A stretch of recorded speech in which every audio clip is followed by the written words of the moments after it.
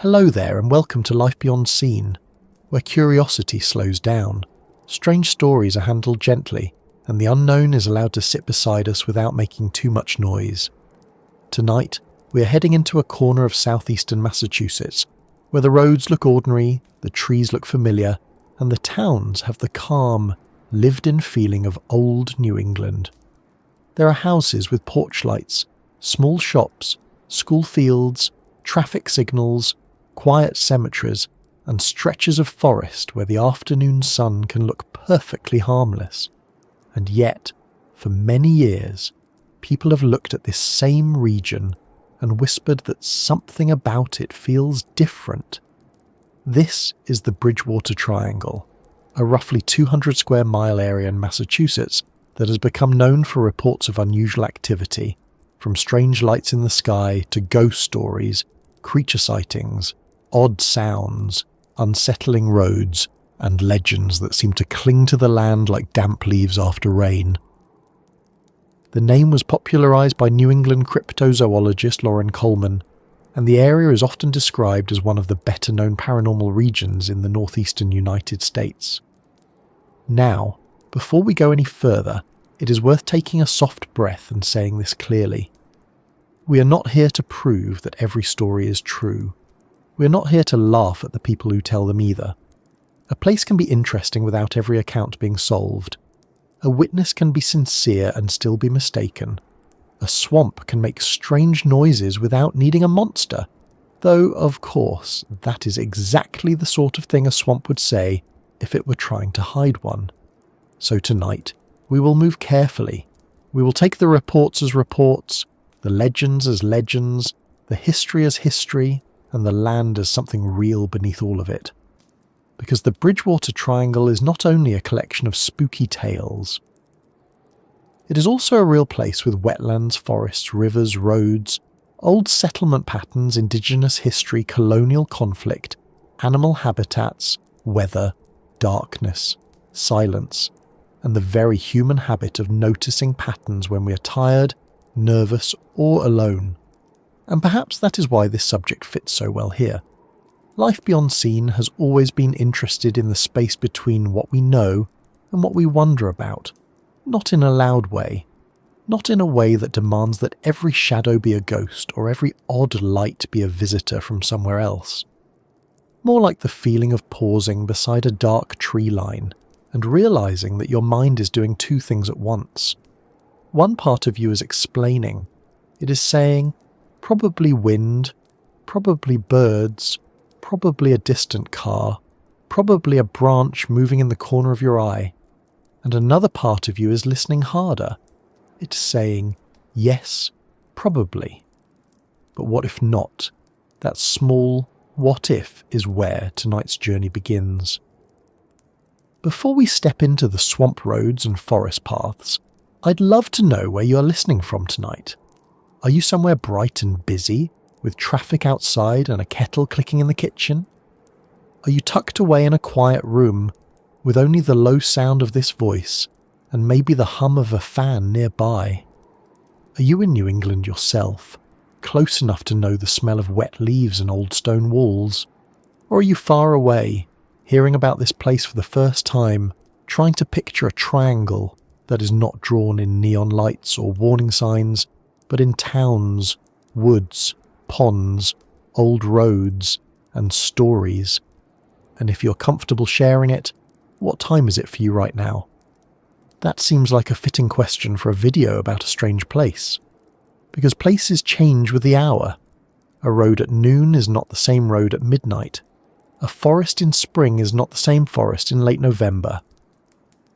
A swamp at sunrise with mist lifting off the water is not the same swamp after dark, when the frogs go quiet for a moment and every little sound seems to arrive with its own private meaning.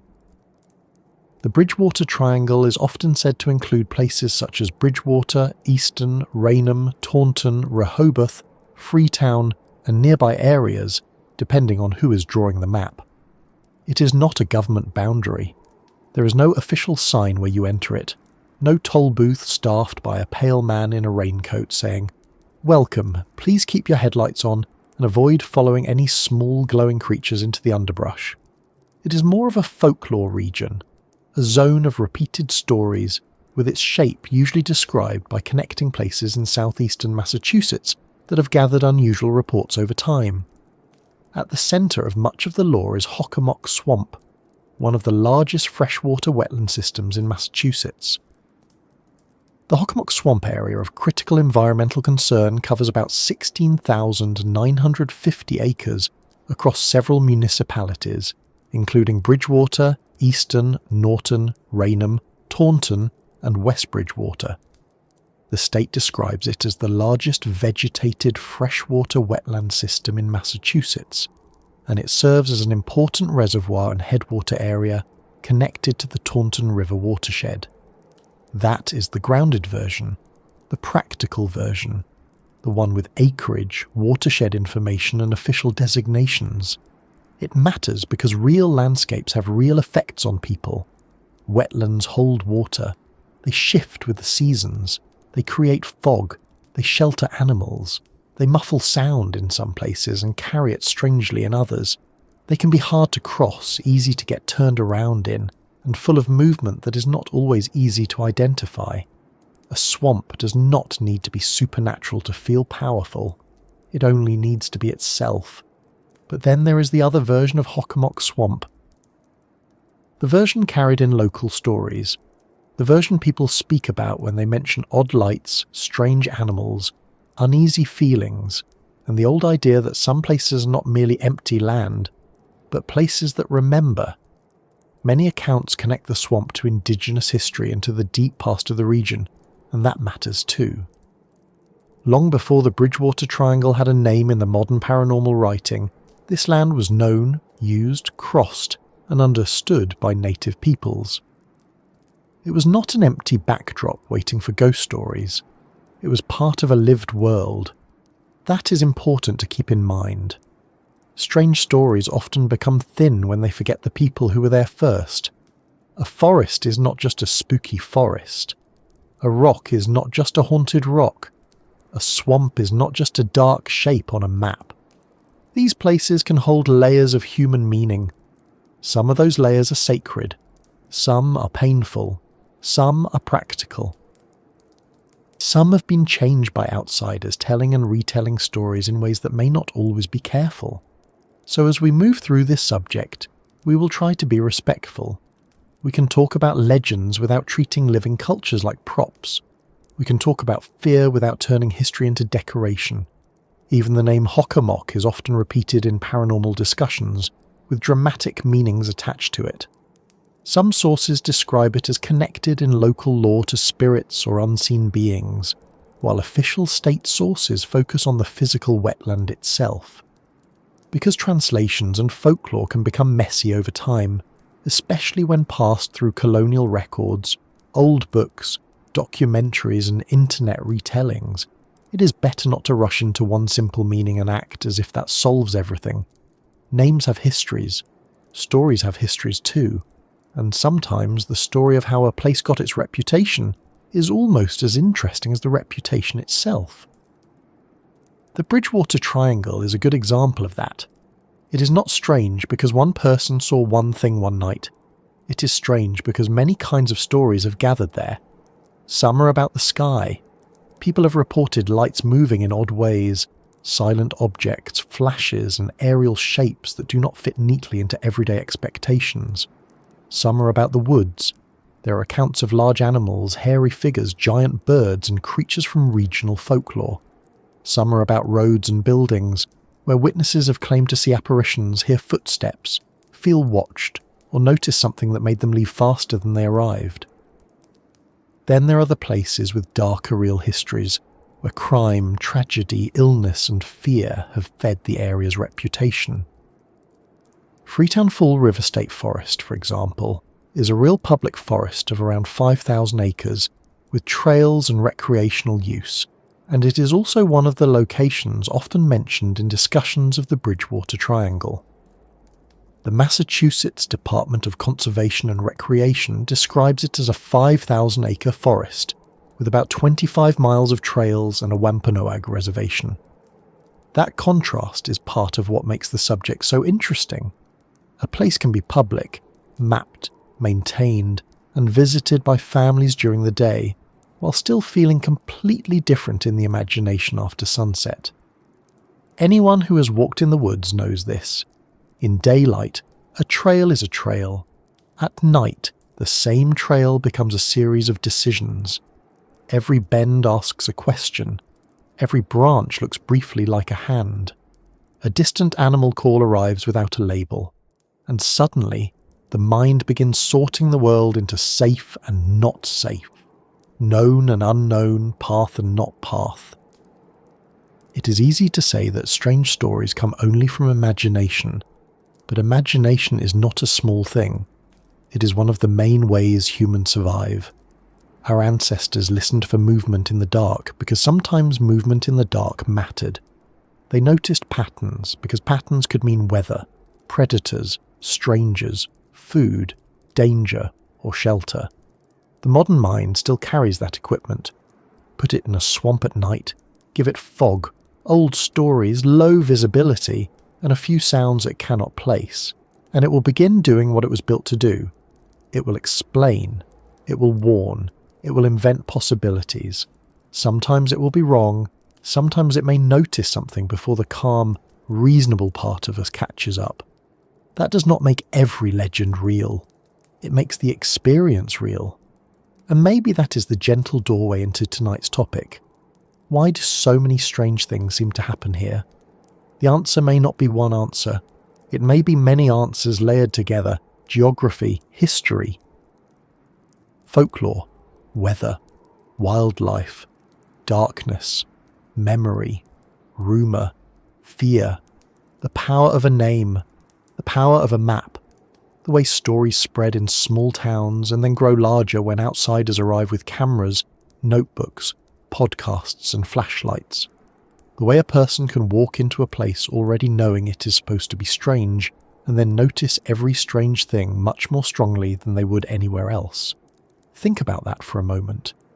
If you were told that a road was haunted and then you drove down it at night, you would not drive the same way. You would check the mirrors more often. You would notice the shoulders of the road. You would hear the gravel under the tyres. If a deer stepped out, your heart might leap harder than usual. If a person appeared near the tree line, even for an ordinary reason, the story would already have a place ready for them. The mind makes room for what it expects. But expectation does not explain everything either. Sometimes people report things before they know the stories. Sometimes several people describe similar experiences. Sometimes old accounts appear in places where no one had much to gain by inventing them. Sometimes the natural explanation is likely, but not proven. Sometimes the details are too vague to settle, and sometimes, honestly, the best answer is simply that we do not know. That is not a failure. We do not know is a perfectly good answer when it is honest. It is also one of the most relaxing answers, in a strange way. You do not have to force the world into certainty before bedtime. You can let some things remain undecided. You can hold a story gently, turn it over, look at the edges, and say, perhaps there is a simple answer, perhaps there is not, and either way it is interesting. If you find this kind of quiet exploration soothing, or if you enjoy strange history told without shouting, I'd be grateful if you gave the video a like. And if this is the sort of place you like to return to at the end of the day, maybe subscribe as well. It helps this small corner of calm reach other curious people who want mystery without being jolted awake by loud music, sudden sound effects, or someone yelling that a blurry tree stump is definitely a demon with excellent posture. Here, we can move more slowly. We can let the story unfold like a walk through wet leaves, step by step. Nothing rushed, nothing thrown at you, just the steady movement of a voice, the quiet shape of a place, and the question waiting patiently beneath it all. The Bridgewater Triangle is often compared to the Bermuda Triangle, though the comparison is more about reputation than geography. There are no ships vanishing into deep ocean here, no tropical storms sweeping over blue water, no pilots radioing from far offshore. Instead, This is a New England mystery. It has swamps instead of open sea, pines instead of palm trees, old roads instead of shipping lanes. The smell is not salt water and warm wind, but mud, leaves, rain, and cold air moving between trees. It is a mystery that sits close to everyday life. That may be why it feels so effective. It does not require a voyage. It is near houses, near towns, near places where people buy groceries, go to school, get gas, and drive home tired. A strange place far away can be safely exotic. A strange place near ordinary streets is different. It suggests that the unusual does not always live at the edge of the world. Sometimes it lives just beyond the last porch light. Sometimes it waits behind a familiar tree line. Sometimes it is not out there in some distant wilderness, but down a road someone takes to work. And when people talk about why so many strange things happen in the Bridgewater Triangle, that closeness matters. The stories do not float in empty space. They are attached to lived places. Hockomock Swamp, Freetown Fall River State Forest, Profile Rock, Dighton Rock, old cemeteries, Route 44, abandoned buildings, state hospitals, quiet ponds, places that have names, coordinates, and sometimes parking lots. You can visit many of them. You can stand there in daylight and hear birds. You can read an official sign. You can take a photo. You can also understand why, at night, the same spot might become something else in the mind. That change from ordinary to uneasy is one of the central feelings of the Bridgewater Triangle. It is not only about monsters or ghosts. It is about the moment a normal landscape becomes questionable, the moment a sound does not fit, the moment a light moves wrong, the moment a patch of wood seems too still, the moment you realize that the story you heard earlier has followed you into the present and is now standing beside you, very quietly, while you decide whether to keep walking. Of course, some people who live in or near the region may roll their eyes at the whole thing. To them, these are just towns. Just woods, just swamp, just roads. And that is fair. Every famous mystery location is also somebody's normal Tuesday. The Loch Ness Monster swims, or does not swim, in someone's local lake. Roswell is also a city with bills, breakfast and traffic. Salem is not only witch history and October tourism, but a place where people live year-round and need to find parking. The Bridgewater Triangle is the same. It is folklore layered over real life, and real life does not stop just because a place gets a reputation. That may be the most useful way to approach it. Not as a stage where every event must be supernatural, and not as a joke where every witness must be foolish, but as a region where land, memory, history and storytelling have combined in a very unusual way. A place where reports keep collecting. A place where the landscape itself helps the story survive. A place where the question is not only, did this happen? But also, why do people keep telling us that something happened here? That question will guide us through the whole journey. We will look at the geography first because the shape of the land matters. We will spend time with Hockomock Swamp because so many stories seem to circle back to it. We will move through older histories carefully, including indigenous presence and colonial conflict, because no place can be understood only by its ghost stories. We will examine strange lights and aerial sightings, creature reports, haunted roads, forest legends, and the more skeptical explanations that help us stay balanced. We will also keep returning to the simple human experience of being in a place that feels charged, whether by history, imagination, danger, beauty, or something harder to name. For now, picture the region as evening comes on. Not in a dramatic way, just an ordinary evening. The sky dims, house windows glow. A few cars pass with their headlights already on. Somewhere, water lies flat between reeds. Somewhere else a trail narrows under dark branches. A bird makes one last call before settling. The air cools. A person steps outside, maybe to walk a dog, maybe to smoke on a porch, maybe to drive home along a road they know well. Nothing has happened yet. There is only the land, the hour, and the possibility that this place has more stories than it can comfortably hold. And that is where we begin, not with the most frightening tale, not with the loudest claim, but with the map itself, with the towns and wetlands and wooded stretches that give the Bridgewater Triangle its shape. Because before a place can become mysterious, it has to be a place. It has to have roads you can follow, rivers you can cross, borders people argue about, and a centre of gravity that pulls the stories inward. In this case, that pull leads us towards southeastern Massachusetts, toward old New England ground, toward the swamp, the forest, and the quiet spaces between them, where the ordinary world begins to feel just a little less certain. The map is the first strange thing. Because the Bridgewater Triangle is not a triangle in the way a road sign or a surveyor would use the word. You cannot unfold a state map, run your finger along 3 neat borders, and say, "There. That is where the ordinary world ends and the strange one begins."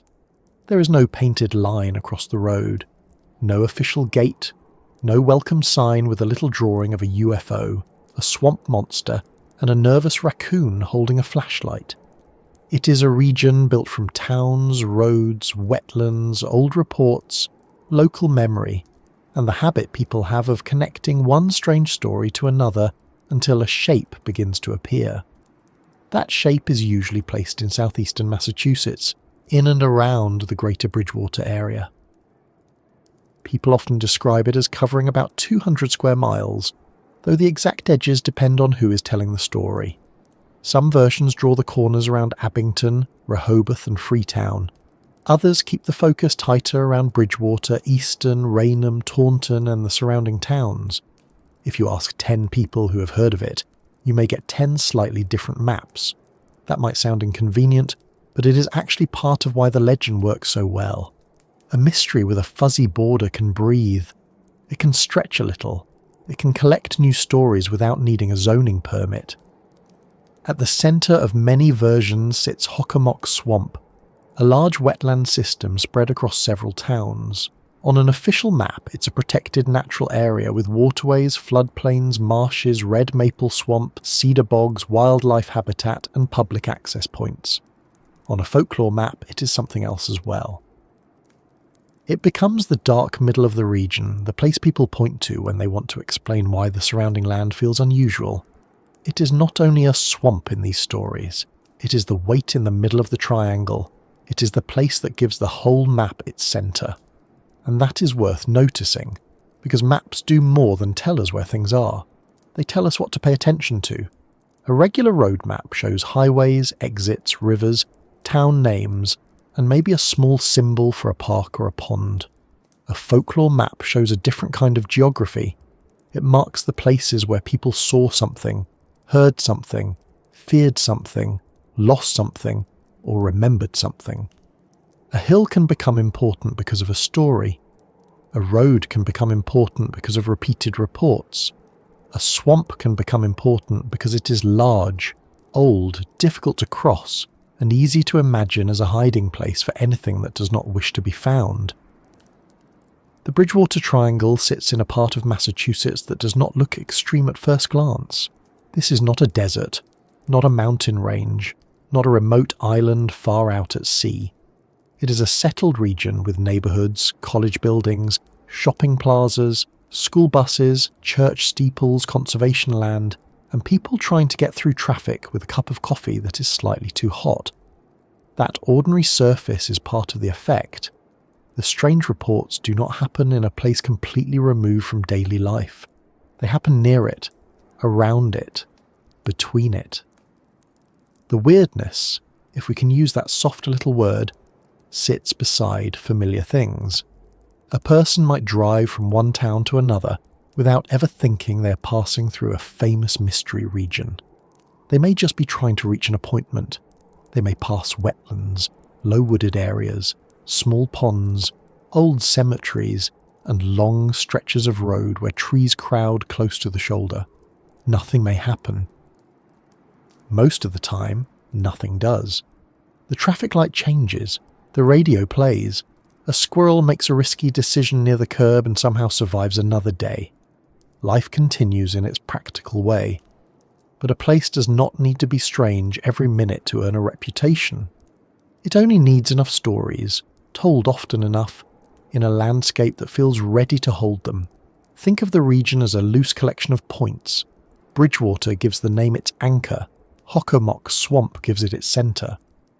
Freetown Fall River State Forest gives it one of its darker and more heavily discussed edges. Rehoboth brings old roads, rural stretches, and deep colonial history. Taunton and Raynham bring waterways, old settlement, and nearby swampland. Eastern, Norton, and West Bridgewater carry parts of the wetland system and the older patterns of movement around it. Dighton Rock, near the Taunton River, brings carvings, theories, arguments, and the very human need to explain marks left on stone. Profile Rock in Freetown brings another fixed point in the landscape, a real outcrop that people visit, photograph, and fold into the larger story. None of these places needs to be frightening by itself. Many are public, visited, managed, and completely normal in daylight. Families walk trails, people fish, dogs sniff along paths with great professional seriousness. Children run ahead of adults who are trying to keep everyone from getting muddy. The same state forest that appears in paranormal books also has trail maps and parking areas.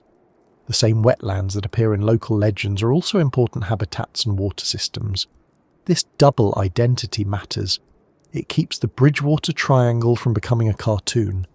It is not only a spooky shape on a map, it is a living region, with ordinary use and extraordinary stories sharing the same ground. The official language around these places is calm and specific. Acres, watersheds, municipalities, trails, public access, wildlife. Conservation. That language is useful. It lets us know what is really there. Hockomock Swamp is not a vague patch of darkness. It is a large freshwater wetland system. It includes rivers, ponds, brooks, marshes, wooded swamp, and areas that support plants and animals. Freetown Fall River State Forest is not just a name whispered in strange story circles. It is a large public forest with trails, recreation, and natural features.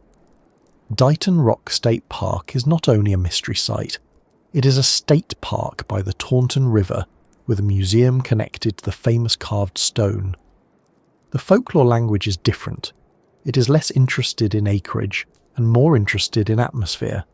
It says, people saw lights here, people heard voices there. Something moved between those trees. Someone drove a road at night and felt watched.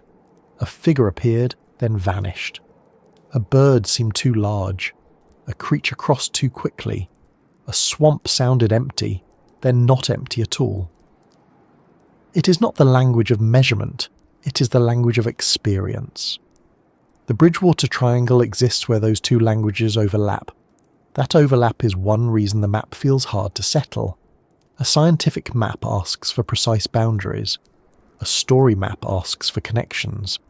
If a strange light is seen over a swamp in Raynham, and a creature is reported years later near Freetown, and an old ghost story comes from a road in Rehoboth, a strict geographer might say these are separate places, separate events, separate claims.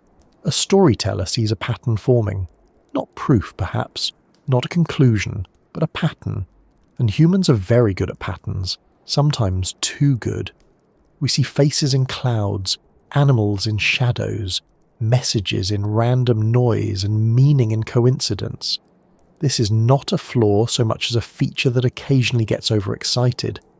The brain was not built to ignore possible connections. If the bushes move twice in the same place, it is safer to wonder why. If several people in one region report odd things, it is natural to ask whether the place itself has something to do with it. That question is the engine of the Bridgewater Triangle. Is the region truly unusual, or has it become unusual because people expect it to be? Are the reports connected by something in the land, or by the stories told about the land? Does the swamp generate conditions that lead to strange perceptions, or does the idea of the swamp shape what people believe they have seen? The answer may not sit neatly on one side. It may be a mixture, and mixtures are often where the most interesting things happen. Start with the land itself. Wetlands can create fog, especially when temperature and moisture line up in just the right way. Low-lying areas can hold mist close to the ground. Water can reflect lights from roads, houses, aircraft, towers, or the moon in ways that look odd from a distance. Birds and mammals can move through reeds and brush without being clearly seen. Sound can carry unevenly. A call from one direction may seem to come from another. A splash may be impossible to identify. A branch breaking in the dark can sound larger than its cause. Anyone who has walked near wet ground after sunset knows that the environment does not explain itself politely. It gives you pieces. Your mind does the assembly. Old roads add another layer. Roads through wooded or swampy areas often feel narrower at night than they are during the day. Headlights limit the world to a tunnel. Everything outside the beam becomes uncertain. A mailbox can look like a person for half a second. A stump can become an animal until the car gets closer. Reflective eyes can appear in the brush, pause, and disappear. Deer, coyotes, foxes, owls, raccoons, and dogs can all create brief moments of confusion. Most of the time, the explanation is ordinary. But the feeling that arrives before the explanation can be strong enough to become a memory. Then there is the history of settlement. Southeastern Massachusetts is old ground in both indigenous and colonial terms. Long before modern roads, state parks, and town borders, this land was part of native life, travel, hunting, seasonal use, and cultural memory. Later came European settlement, conflict, land loss, roads, farms, mills, institutions, and cemeteries. These layers do not vanish just because a modern map prints clean town names over them. The land has been used in many ways by many people. Some of that history is painful. Some of it is poorly understood by outsiders. Some of it has been simplified into spooky entertainment when it deserves more care. That is especially important when people talk about native legends connected to the region. The Bridgewater Triangle is often described in connection with Wampanoag history and folklore, but those topics should not be handled like props pulled from a box of scary decorations. Living cultures are not background music for ghost stories. Real people carry real histories here. So when the map brings us to sites connected with native presence, burial grounds, sacred stories, or older names, it is better to move slowly and avoid pretending that every detail can be neatly explained by a modern paranormal summary. A careful map leaves room for respect. It also leaves room for uncertainty. Dighton Rock is a good example. It is a real stone, famous for its carvings, and people have argued for a very long time about who made them and what they mean. Some theories have been serious, some have been imaginative, some have told us more about the people proposing them than about the rock itself. That is often how mysteries work. When evidence is incomplete, people bring their own expectations to the empty space. One person sees indigenous markings, another sees explorers, another sees a coded message.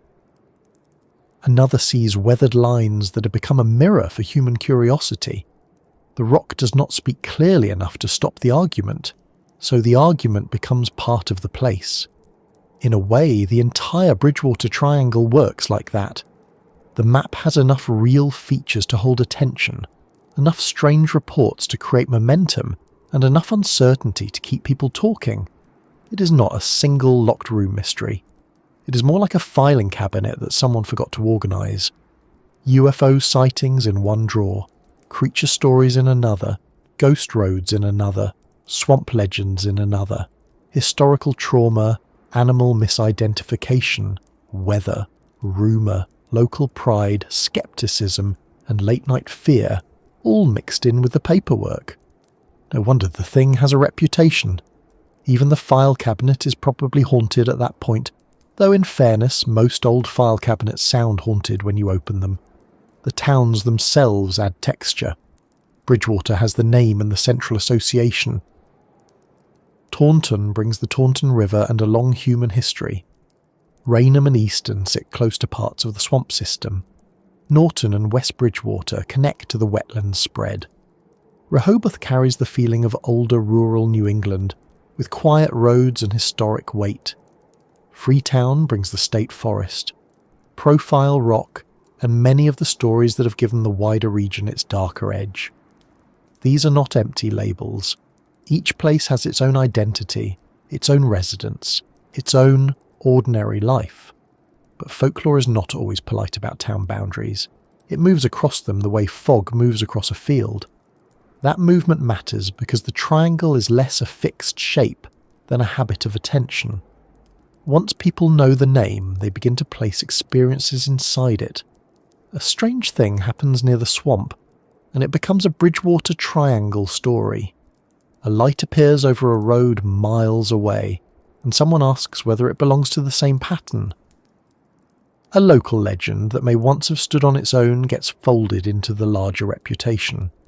Over time, the name becomes a container. It holds reports that might otherwise remain separate. This is not unique to Massachusetts. Many mystery regions work this way.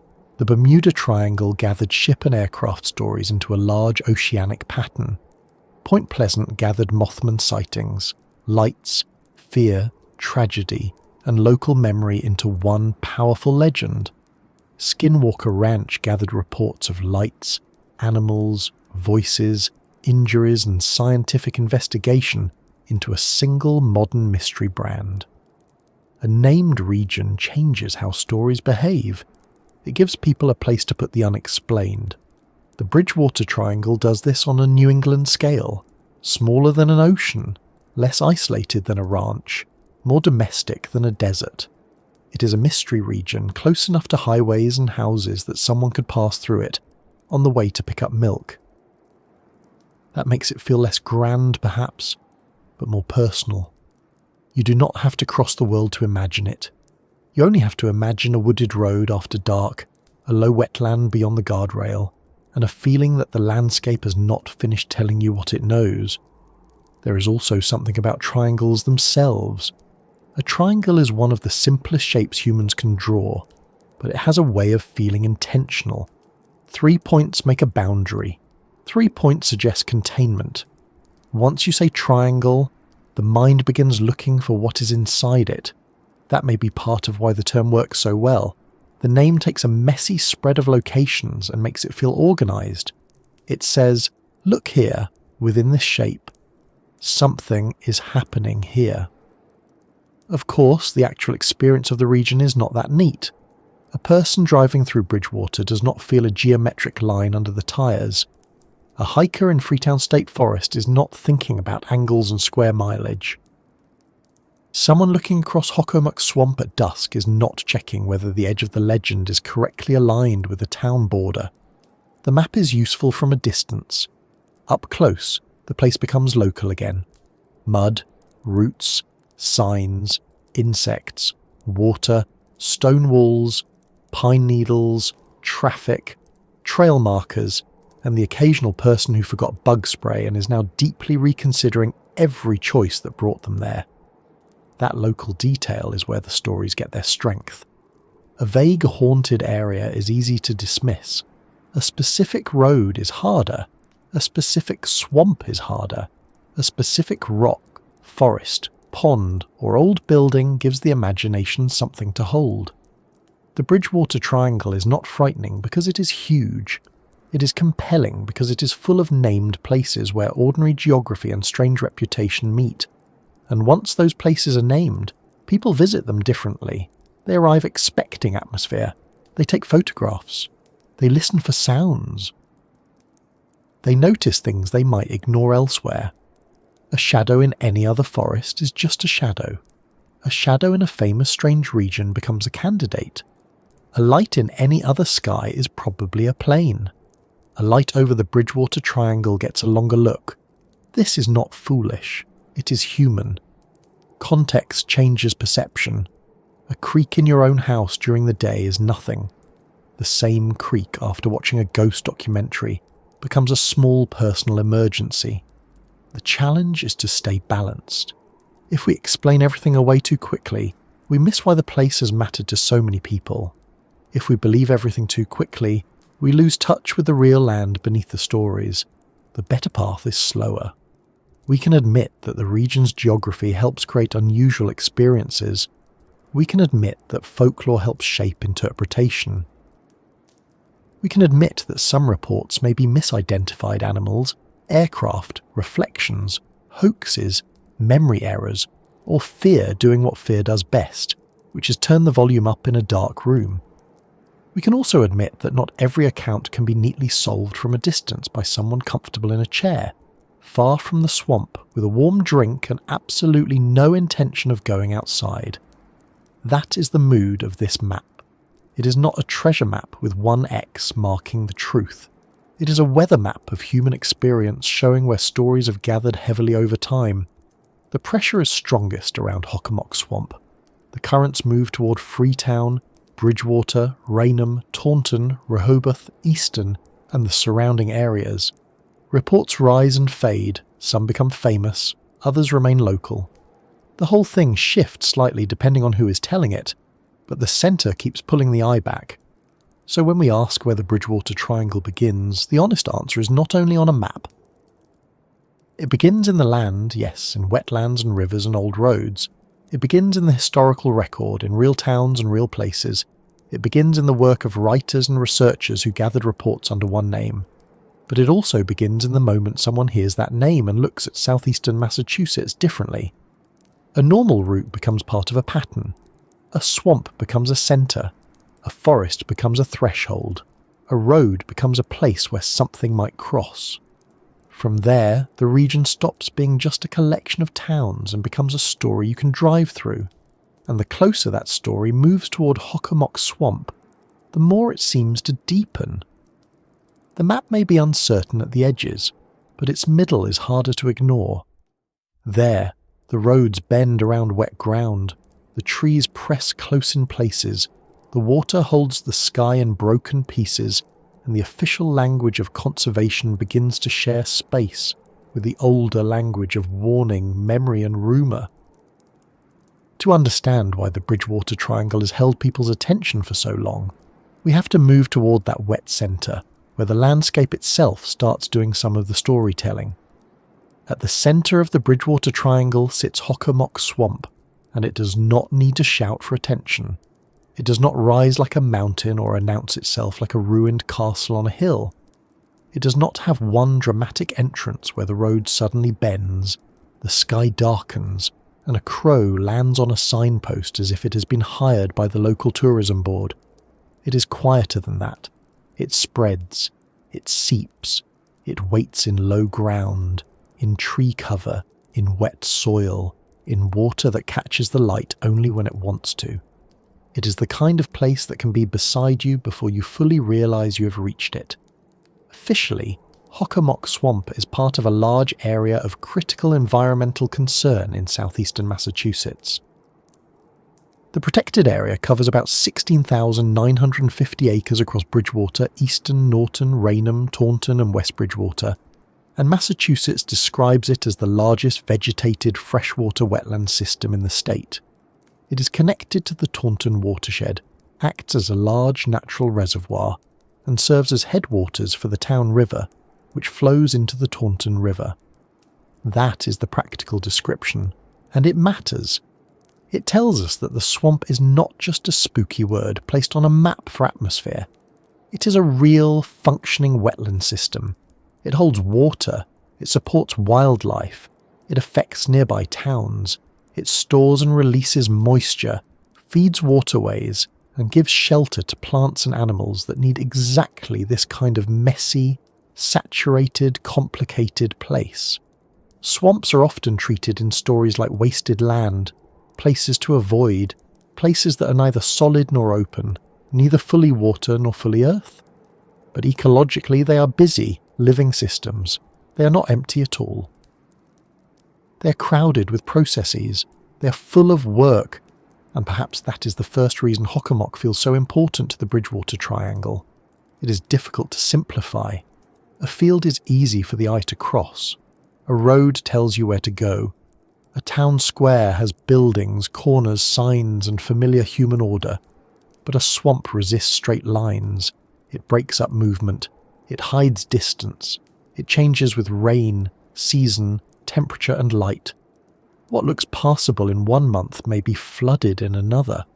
What looks open from the roadside may become tangled a few yards in. Trees grow out of wet ground. Reeds gather in thick patches. Water sits in dark pools under branches.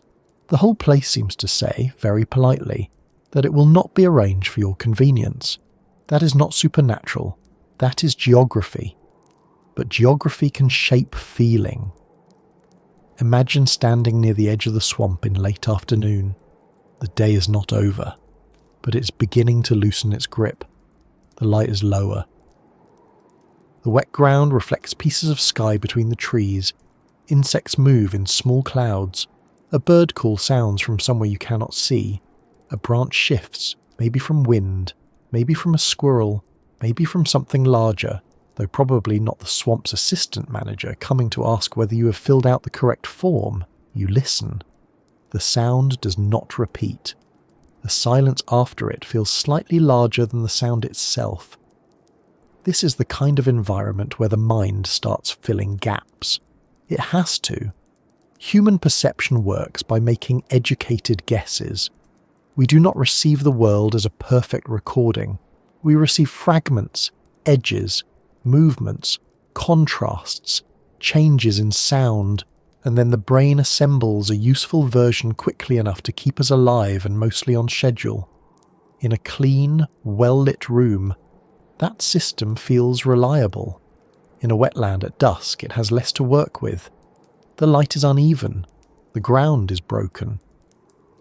Sounds are filtered through water, leaves, distance, and direction. A small animal can sound heavy. A large animal can vanish quickly. A reflection can look like a light. A light can look like it has moved when the observer has moved. The swamp becomes a partner in uncertainty. That uncertainty is one of the quiet engines of the Hockomock stories. People have long connected the swamp with reports of strange lights, unusual sounds, creature sightings, and uneasy feelings. The Bridgewater Public Library notes that Hockomock Swamp is associated with many stories and legends related to the Bridgewater Triangle, including the wider region's alleged reports of UFOs, poltergeist activity, Bigfoot-like sightings, giant snakes, and thunderbirds. The word alleged is important.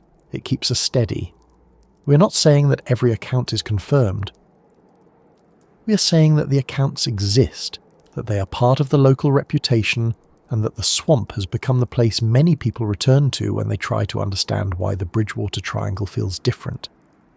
Some mystery regions have a single central event, a crash, a disappearance, a famous sighting. Hockomock Swamp is different. It is less like one locked door and more like a long hallway, with many doors standing slightly open. Some stories speak of lights over the wetland. Not necessarily bright beams from a science fiction film, though people do love making anything in the sky sound like it has arrived with its own dramatic soundtrack. Often the reports are simpler. A glow seen between trees. A distant light moving where no road seems to be. A flash above the swamp. An orb-like shape low over the ground. These accounts are hard to judge from the outside. Lights can come from aircraft, cars, houses, towers, reflections, searchlights, hunters, hikers, and weather conditions. Wetlands can reflect and distort light in unexpected ways, especially when mist, water, and uneven tree cover are involved. But from the witness's point of view standing there in the moment, the explanation is not delivered with a neat label. There is only the light, the place, and the feeling that it should not be there. Other stories talk about sounds. This may be where swamps are most effective. Water changes sound. Dense vegetation breaks it apart. Animals call from hidden places. Owls can sound unsettling if you do not know what you're hearing. Foxes can produce cries that seem designed by nature specifically to make campers reconsider their life choices. Coyotes can create a layered chorus that feels closer than it is. Frogs, insects, birds, moving water, and distant roads can all mix together into something that does not immediately make sense. A person hears it, pauses, and the mind goes searching through its little cabinet of possible causes. Wind, animal, person, machine, something else. The last drawer is not always opened, but in a place with a reputation, it is never quite locked. Then there are the creature stories. Hockomock Swamp has been linked in modern paranormal discussions with large animal reports, including Bigfoot-like figures and giant snakes. It is also part of the wider Bridgewater Triangle lore that includes thunderbirds and smaller beings from regional folklore. Some accounts are clearly modern legend, some are retellings, some may come from misidentifications. A large bird seen at the wrong angle can become enormous. A deer moving upright for a brief moment can confuse the eye.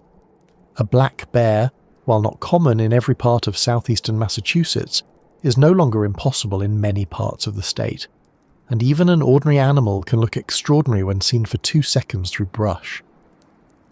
A log in water can become a serpent until it turns out to have the personality of a log, which is to say very committed and not especially talkative.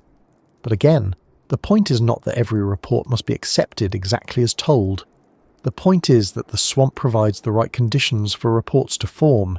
It has cover, it has water, it has limited visibility, it has wildlife, it has old stories already attached to it. It has enough real wildness to make the imagination feel that something could hide there. Not necessarily something impossible, just something unseen. And being unseen is powerful. A mountain can be climbed, a road can be followed, a building can be entered, at least if it is safe and legal, which is a very important pair of words in any mystery story. A swamp is hard to confront. It does not give itself up easily. You cannot simply walk in a straight line and inspect every corner. The ground may not hold. The water may be deeper than it looks. Vegetation blocks sight. Insects make their opinions known. Every practical difficulty adds to the feeling that the swamp keeps its own counsel. It remains partially withheld, and places that remain withheld are perfect places for stories. There is also the age of the place, not in the sense that a swamp has a birthday with a cake and one very damp candle, but in the sense that this wetland belongs to a much older landscape than the roads around it. The Massachusetts Historical Commission has noted that archaeological sites near this wetland complex span a period of about 9,000 years, according to the state's Hockomock Swamp ACEC description. That fact gives the place a depth that is easy to forget when looking at a modern road map.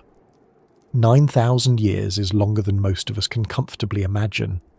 It pushes the mind far beyond colonial houses, old town records, and the familiar history of New England villages. It reminds us that people were here for thousands of years before the modern towns existed, before the roads had their names, before the region was folded into English maps and later into American counties and conservation documents. The swamp was not always a backdrop to strange stories. It was part of a lived environment, connected to movement, food, water, seasonal life, and cultural meaning. That older human presence is often treated too quickly in paranormal retellings. A sentence or two is added for atmosphere, and then the story rushes toward ghosts or monsters. But a place with thousands of years of human use deserves more patience than that. Land is not mysterious, only because someone later decided it was haunted. Land becomes meaningful because people live with it, depend on it, fear it, respect it, cross it, name it, and remember it. Hockomock Swamp belongs to that deeper category. It is not only a setting. It is a place with history below the history most visitors already know.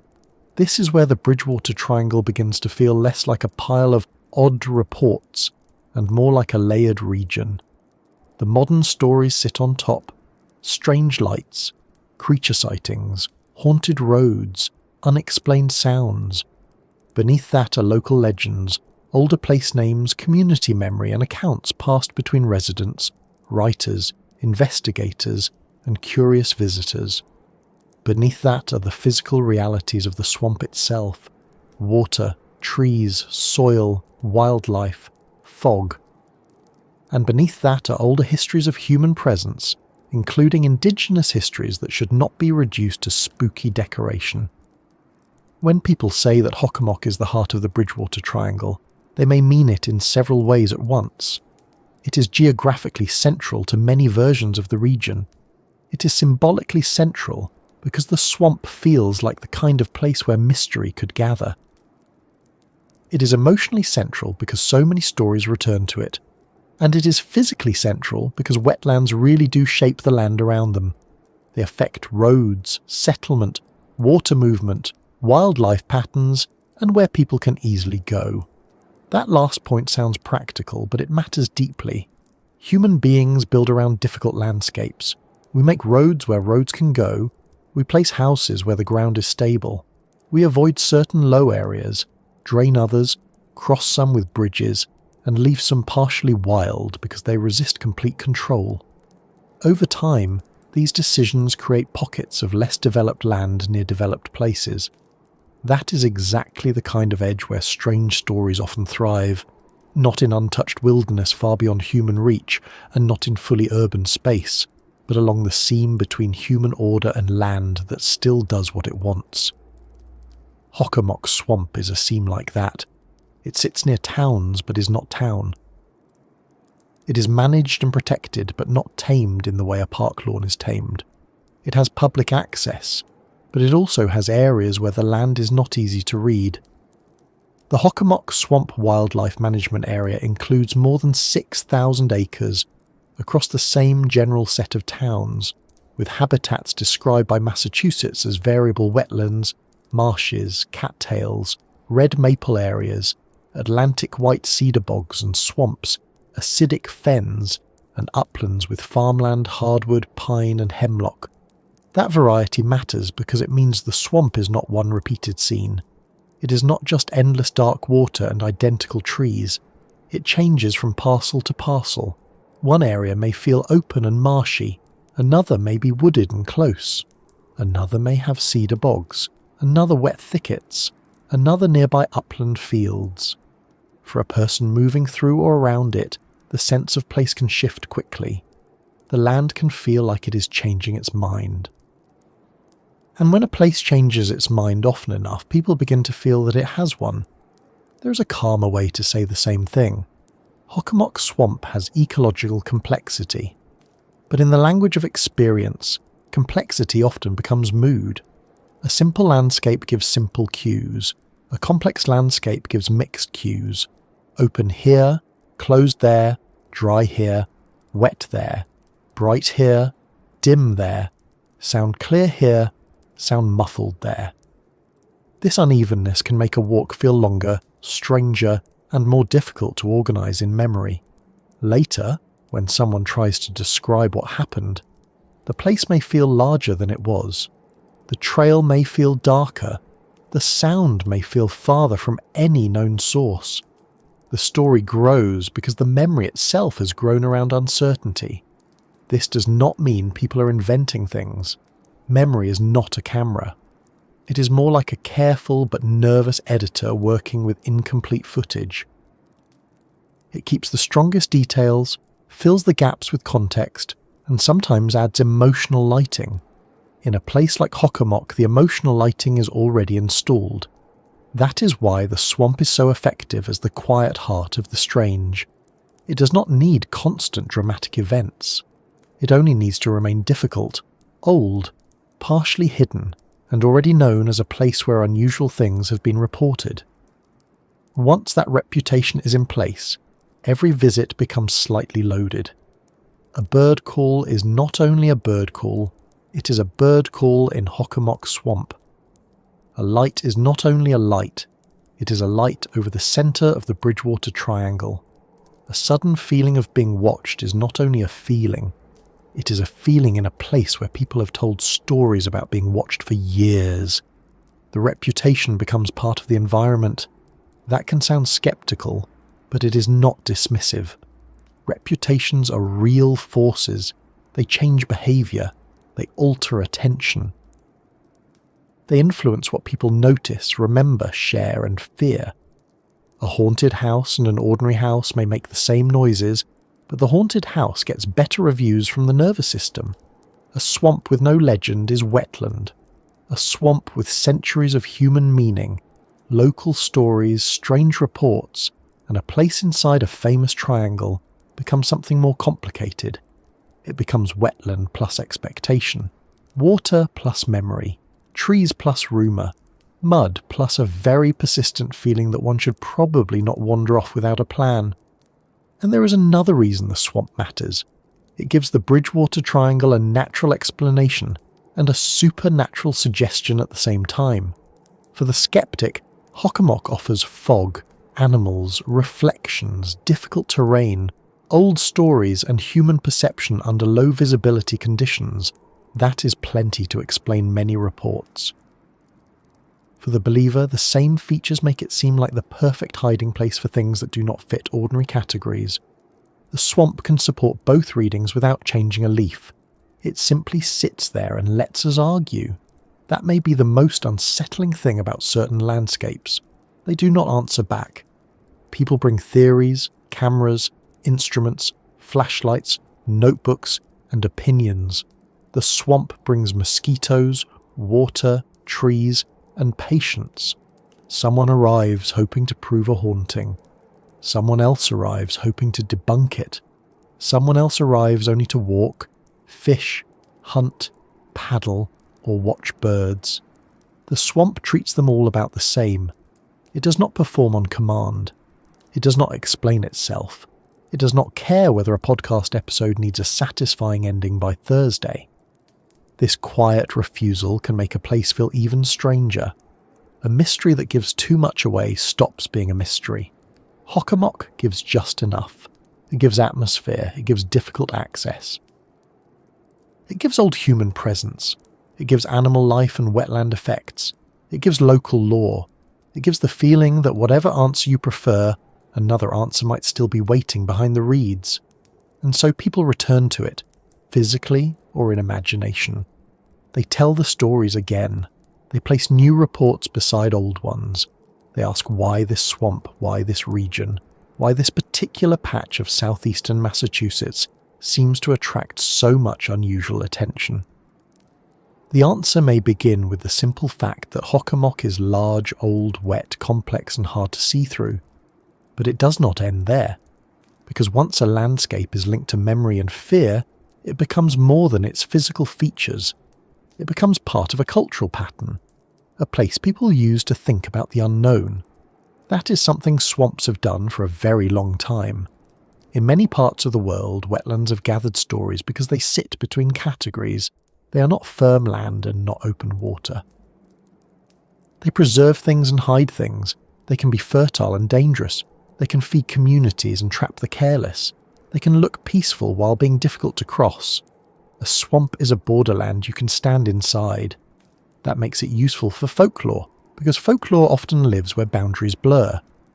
Hockomock Swamp fits that role almost too well. It is physically in between. It is historically layered. It is ecologically rich. It is surrounded by towns yet retains areas that feel removed. It has official maps and unofficial meanings. It is a place where a conservation biologist, a local historian, a paranormal investigator, and a tired driver on a dark road might all describe the same land in completely different ways, and none of them would be entirely wrong. The biologist might talk about wetlands, rare species, aquifers, water storage, and habitat.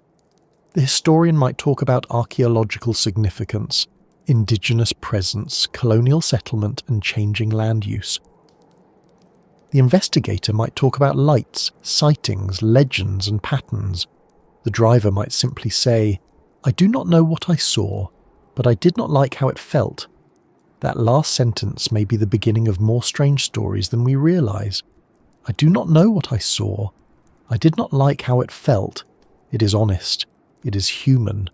It leaves room for error and for mystery. It does not turn the witness into a scientist or a storyteller.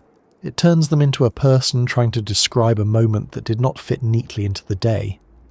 Hockomock Swamp is full of places where a moment might not fit neatly. A road skirting the wetland, a trail near dusk, a pond reflecting a light from somewhere else, a patch of trees where the sound stops too suddenly, a glimpse of movement at the edge of vision. Most of these moments pass and become nothing. A few become stories. Fewer still join the larger pattern, and once they do, they help keep the swamp at the centre of the Bridgewater Triangle's strange identity. Still, it is worth remembering that for all its legend, Hockomock is not only a place of fear, it is also a place of water, wildlife, plant life, and environmental importance. People visit for outdoor recreation, for fishing, hunting, boating, hiking, wildlife viewing and study. The state notes public access through the wildlife management area and describes the swamp as an important natural and scenic area with unique habitat value. That ordinary use gives the mystery its balance. A place cannot be only ominous if people also go there to watch birds and paddle quietly through water. It cannot be only cursed if it also supports life. It cannot be only a setting for fear if it is also a functioning ecosystem doing exactly what wetlands do. That may make it less frightening in one sense, but more interesting in another. The strangeness is not separate from the natural world. It grows from it, or at least grows beside it. So, as we move deeper into the Bridgewater Triangle, Hockomock Swamp remains behind everything like a low, steady note. Not a loud note, not a jump scare, more like the sound of water somewhere out of sight. The place is real. The reports are varied, the explanations range from obvious to uncertain, and the feeling for many people remains stubbornly hard to dismiss. The swamp does not need to show us a monster.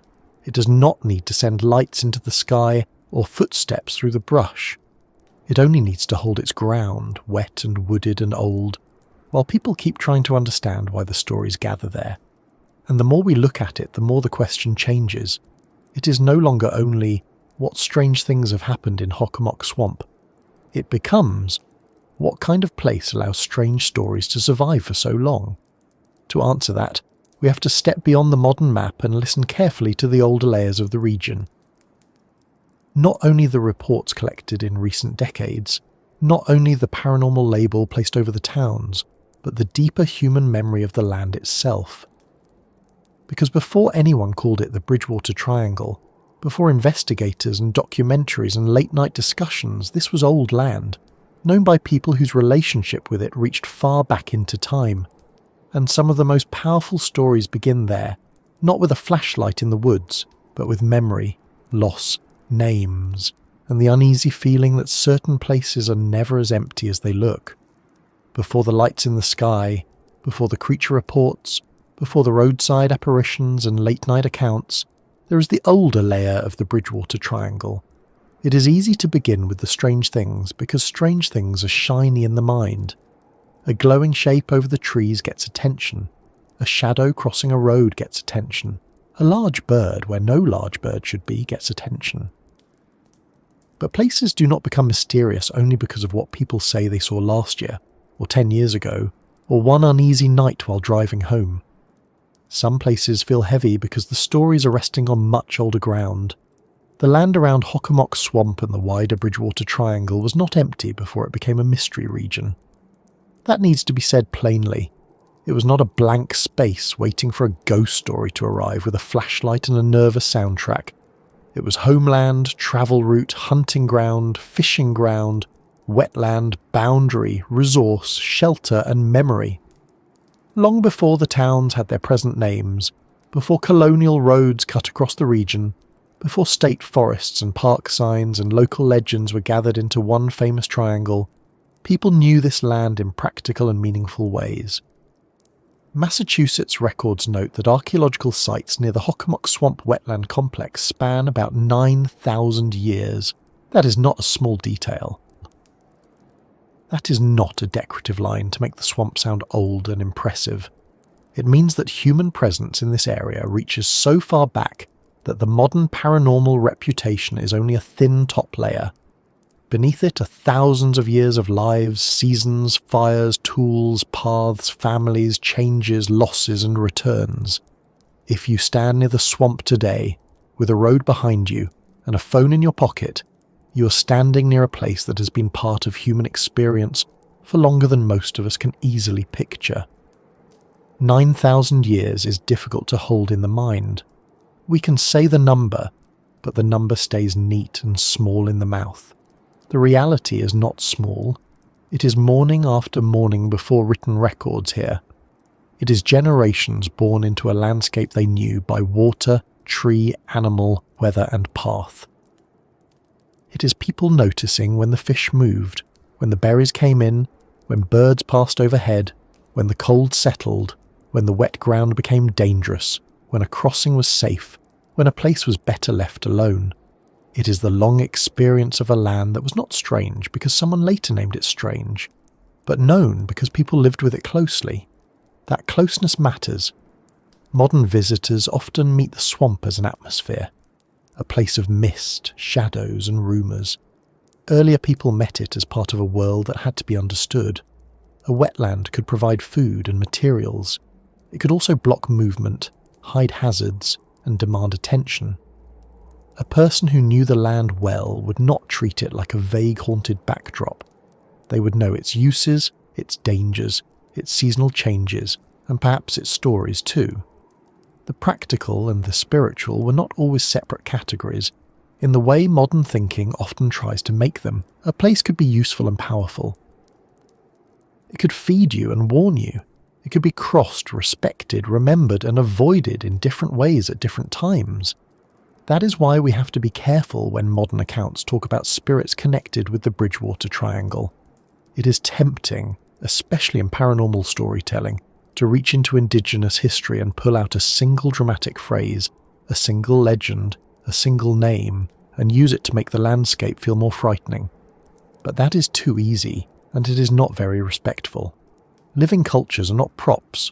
Old stories are not decorations.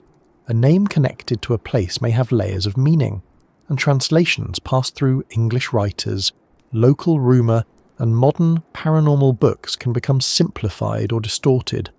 When people say that Hockomock is connected to spirits, or that the name has been interpreted in that way, it is better to hear that carefully rather than treat it as a clean little label. The land is older than the label, the people are more real than the legend. Still, the idea that certain places hold power is not hard to understand. You do not need to believe every supernatural claim to understand why a swamp might become a place of warning in local memory. Hockomock is large. It is wet.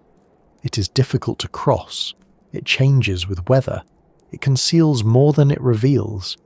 Even today, with maps and roads and satellite images, it can feel like a place that resists being made simple. In an older world, where travel depended on deep local knowledge, where a mistake in unfamiliar wet ground could have serious consequences, it makes sense that such a place would gather respect and caution around it. There is a difference between saying a place is cursed and saying a place should not be treated casually. That difference matters. Modern ghost stories often prefer the word cursed because it is dramatic. It has a good strong shape. It gets people to lean forward. But older forms of caution may have been more practical, more layered, and more connected to real experience. Do not go there at the wrong time. Do not cross there without knowing the ground. Do not ignore what elders say about that place. Do not assume that all land exists for you to enter whenever you like. These are not silly ideas. They are survival ideas. Over time, survival ideas can become stories. Stories can become warnings. Warnings can become legends. Legends can become the reason someone turns the car around at night and says, "No thank you, not today." The Bridgewater Triangle is full of this kind of layering. Some of the uneasiness people feel there may come from the natural environment. Some may come from the reputation. Some may come from historical memory, especially the memory of conflict, land loss, and violence that marked this part of New England after European colonization. Southeastern Massachusetts was deeply connected to Wampanoag history and the colonial period brought enormous disruption. King Philip's War, also known as Metacom's Rebellion, took place in southern New England in 1675 and 1676. It was a devastating conflict between native peoples and English colonists and their allies, and it reshaped the region in lasting and painful ways. When a modern strange story says that a place feels uneasy, we should not rush past the real reasons land can feel uneasy. Sometimes the unease is not a ghost in the narrow sense. Sometimes it is history pressing through the soil, not literally perhaps, not as a figure in white standing between two trees, but as the knowledge that people lived here, struggled here, lost here, and were often written about later by others who did not fully understand them or did not care to. A region can be haunted by bad memory even without a single apparition. It can be haunted by what was done, what was taken, what was renamed, and what was forgotten. That kind of haunting is quieter than a door slamming by itself. It does not make for an easy campfire story. It asks more of us. It asks us to look at a road and remember that roads often follow older paths or cut through older worlds. It asks us to look at a town name and remember that names can cover earlier names. It asks us to look at a park and understand that recreation land may also be historical land, cultural land, archaeological land, and sometimes contested land. A person can walk a trail for exercise while stepping through layers they do not know are there. That is not their fault, necessarily, but it is part of the place. Dighton Rock is one of the clearest examples of how old land and unanswered questions can become part of the wider Bridgewater Triangle atmosphere. The rock, now housed in a museum at Dighton Rock State Park by the Taunton River, is known for mysterious carvings whose origins have been debated for generations. People have proposed different explanations over time, some careful and some wildly enthusiastic. The stone has attracted theories involving indigenous makers, early explorers and other possibilities, depending on who is looking and what they expect to find. It is a real object in a real park, with marks that people have wanted to explain for a very long time. That desire to explain is very human. Give us marks on stone and we want a message. Give us an old road and we want a story. Give us a swamp with a difficult name, old human presence and modern reports of strange activity, and we start drawing lines between things. Sometimes those lines are useful, sometimes they are wishful, sometimes they reveal more about us than about the place, but they are still part of how folklore grows. Dighton Rock also reminds us that mystery is not always about fear. Sometimes mystery is about interpretation. Who made these marks? What did they mean? Why here? Why this stone? Why this river? A question can last so long that the question itself becomes part of the attraction. Visitors do not only come for an answer, they come because the unanswered thing is still there. In that way, Dighton Rock belongs naturally beside the other stories of the Bridgewater Triangle. It is not a monster in the trees or a light in the sky. It is a physical reminder that the past does not always speak clearly, and people do not like silence when stone seems to be saying something. Profile rock in Freetown carries a different kind of weight. It is a real rock formation, often associated in local tradition with the profile of a face. People have connected it with Wampanoag history and with the figure of Massasoit, though such association should be approached carefully, because local tradition and documented history are not always the same thing. Still, the place has become meaningful because people have looked at stone and seen a face. That alone is enough to begin a story. Humans are especially good at seeing faces. We find them in clouds, in wood grain, in cliffsides, in toast, and sometimes in geological formations that have been minding their own business for thousands of years before we arrive and accuse them of looking thoughtful. Seeing a face in stone is not foolish. It is part of how the brain works. Faces matter to us. We are built to notice them quickly. So when a landform resembles a profile, especially in a region already connected to older history and local legend, it becomes more than geology in the public imagination. It becomes a point of memory. a place where the landscape appears almost human. And once the land seems to look back, even slightly, it is easy to understand why stories gather there. This is one of the Bridgewater Triangle's recurring patterns. The land provides a feature, people provide meaning, then meaning changes the way the feature is seen. A swamp becomes the heart of the strange, a rock becomes a message, another rock becomes a face, a road becomes haunted, a forest becomes dangerous not only because of what is there, but because of what has been said about what is there. The physical world does not disappear. It becomes wrapped in interpretation. That wrapping can last for generations. A child hears that a certain stretch of woods is strange. They grow up. They tell someone else. The story changes a little. A new report is added. Someone reads about it years later and visits. They feel nervous because they know the reputation. They hear something. Maybe it is an animal. Maybe it is a branch. Maybe it is only their own foot shifting in leaves. But the feeling is real, and later the story gains another layer. This is how a place becomes haunted socially, even before we ask whether it is haunted in any other sense. Social haunting may sound like a skeptical phrase, but it is not meant to drain the mystery. It may actually deepen it. Because what is a haunting? At least in part, if not the refusal of something to leave human attention. A story that keeps returning is a kind of presence. A memory that shapes behaviour is a kind of presence. A warning that survives after the original reason has faded is a kind of presence. Whether or not a spirit stands between the trees, the story of spirits can still change how people move through the trees. The Bridgewater Triangle has many such presences: indigenous history, colonial violence, archaeological depth, local legends, conservation land, crime stories, creature reports, UFO accounts, old hospitals, forest roads, the swamp at the centre. None of these belongs to exactly the same category, which is why the whole region feels so messy and persistent. If it were only a UFO place, it would attract one kind of attention. If it were only a ghost place, it would attract another. If it were only a cryptid place, another still. But the Bridgewater Triangle is a crowded shelf. Everything is stacked there.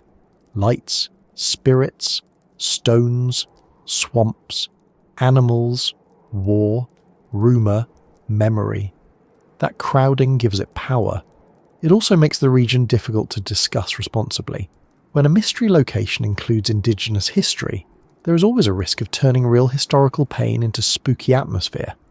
That is not what we want to do. The better approach is to recognise that old stories and real history are part of the region's identity, while also admitting that modern paranormal retellings may blend facts, legends, speculation, and errors.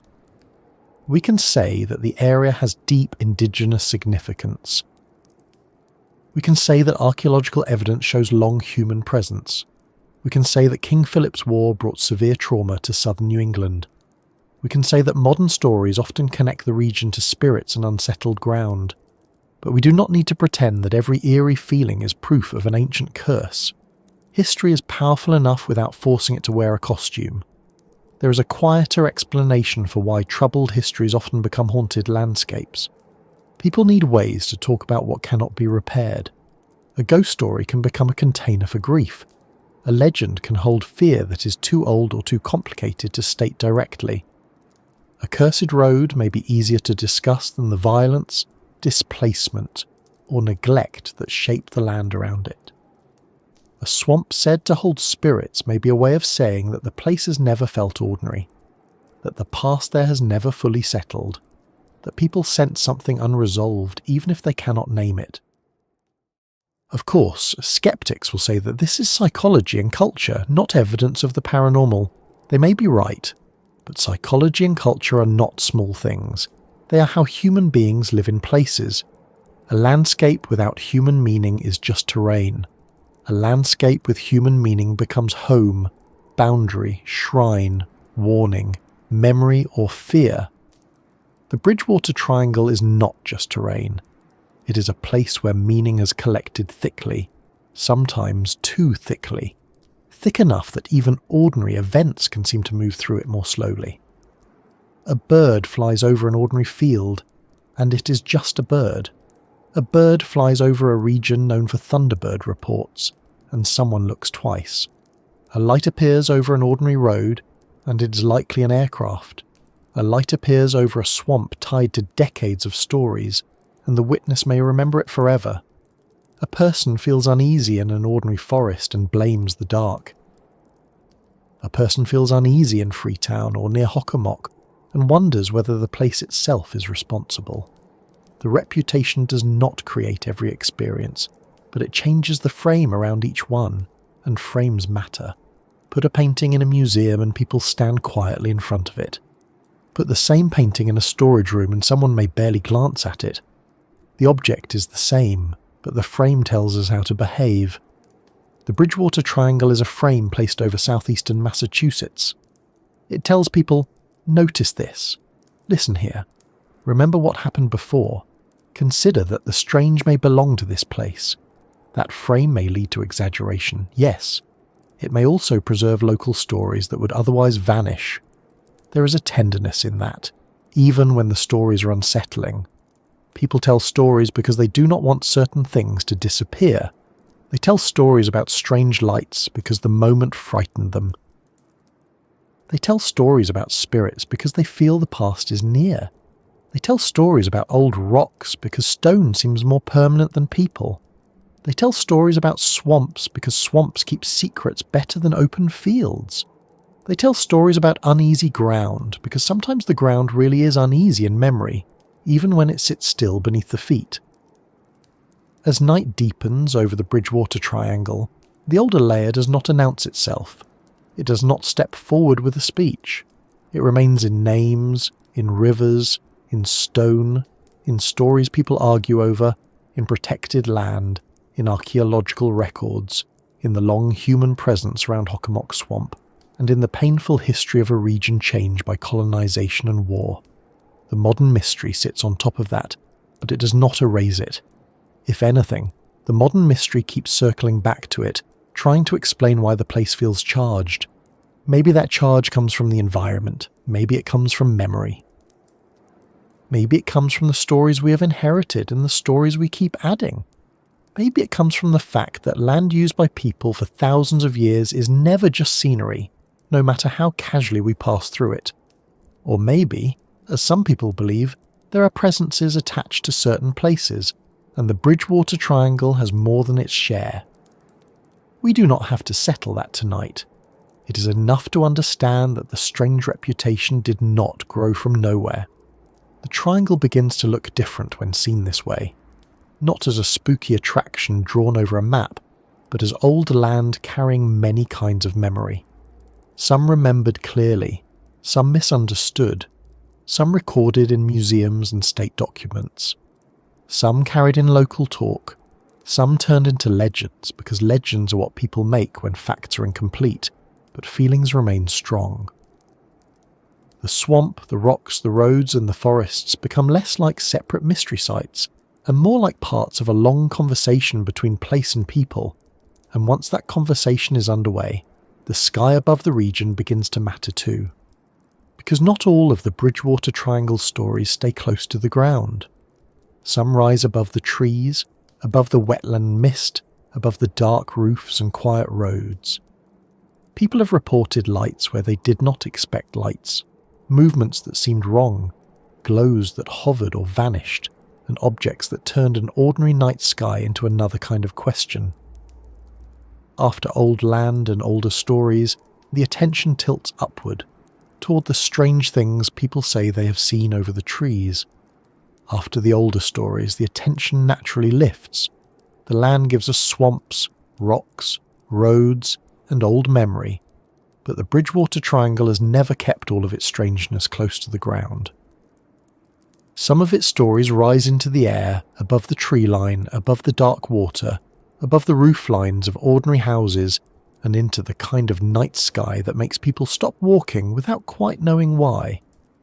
There are reports of lights over Hockomock Swamp, strange glowing shapes near wooded areas, objects that seem too quiet, movements that seem too deliberate, and flashes that leave witnesses trying to decide whether they saw an aircraft, a star, a reflection, a trick of the eye, or something that does not fit neatly into any of those boxes. The Bridgewater Triangle is often described as a place of many alleged phenomena, and UFOs are usually near the top of that list.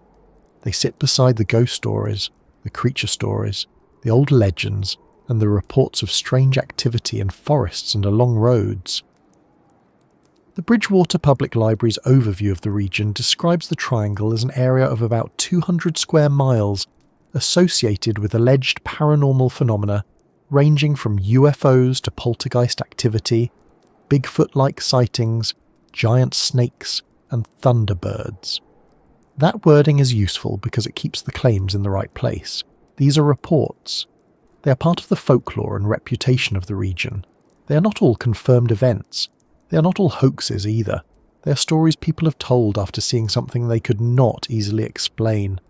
And the sky is a very good place for confusion. That may sound less exciting than visitors from another world, but it is true. The sky gives the human brain very few solid reference points, especially at night. On the ground, you can judge size by comparing one object with another. A car beside a tree, a person near a doorway, a dog standing beside a fence, looking as if it has just remembered a very important appointment. But in the sky, distance becomes slippery. A small object close by can look like a large object far away. A bright object far away can look near. A light moving slowly across the horizon might be an airplane, a satellite, a drone, a reflection, or a star partly hidden by moving cloud. Without sound, scale, or context, the mind has to guess, and sometimes it guesses with confidence it has not fully earned.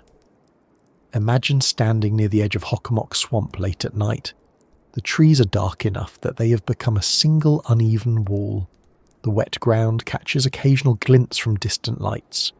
The air is cooler than it was an hour ago. Maybe there is mist low over the ground. Maybe there are insects. Maybe the road behind you is quiet, then briefly loud, then quiet again as a car passes and disappears. You look up and see a point of light moving over the trees. It is steady, but it seems low. It is silent. Or maybe the swamp is swallowing the sound. It changes brightness. It pauses, or appears to pause, then it vanishes behind branches or cloud. What was it? The honest answer may be simple. It may have been a plane changing angle. It may have been a satellite catching sunlight. It may have been a drone, depending on the time and location. It may have been a distant vehicle light seen through gaps in the trees, made strange by distance and reflection. It may have been a bright planet seen through moving cloud. It may have been nothing more unusual than an ordinary object observed under difficult conditions, but in that moment, standing in a region famous for strange reports, the experience can feel different. The name of the place changes the question. It is not just, what is that light? It becomes, is this one of those lights? That is how reputation works. It does not have to create the event. It only has to shape the way the event is received. The word UFO itself is very often misunderstood. It does not mean alien spacecraft. It means unidentified flying object, which is really just a practical way of saying something was seen in the sky and the observer could not identify it.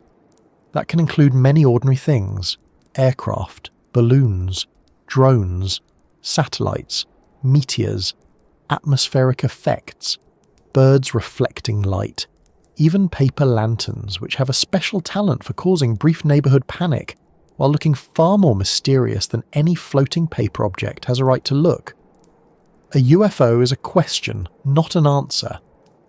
The more modern term UAP, unidentified anomalous phenomenon, has become more common in official and scientific discussions because it avoids some of the older baggage attached to UFO. But in local folklore, UFO remains the familiar word. It carries the old feeling, the late-night radio feeling, the little green man feeling, even when no one involved saw anything green, little or man-like. The Bridgewater Triangle belongs partly to that older style of mystery. It grew in public imagination through books, local accounts, articles, documentaries and conversations from a time when UFO stories had a very particular flavour. Silent craft, bright orbs, missing time, black helicopters, strange movement over rural roads, lights that appeared over woods and swamps rather than over city skylines. The swamp matters again here. A light over a city has competition. Streetlights, towers, traffic, glass buildings, aircraft, advertising signs, windows, and the general electric glow of human busyness. A light over a swamp has a cleaner stage. There are fewer obvious sources. The darkness around it is deeper. The trees provide a sharp edge. The water can reflect and distort. Mist can soften outlines. If something bright appears above or within that scene, even if it is ordinary, it can feel placed there. It can feel intentional.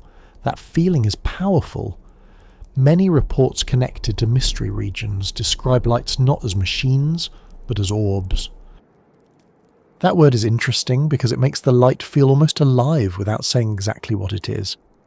An orb is not just a lamp, not just a star, not quite a ball, not quite a vehicle. It is a glowing presence. People report orbs in haunted houses, in forests, over fields, near cemeteries, and in photographs, though photographs add their own world of dust, moisture, lens flare, insects, and camera quirks.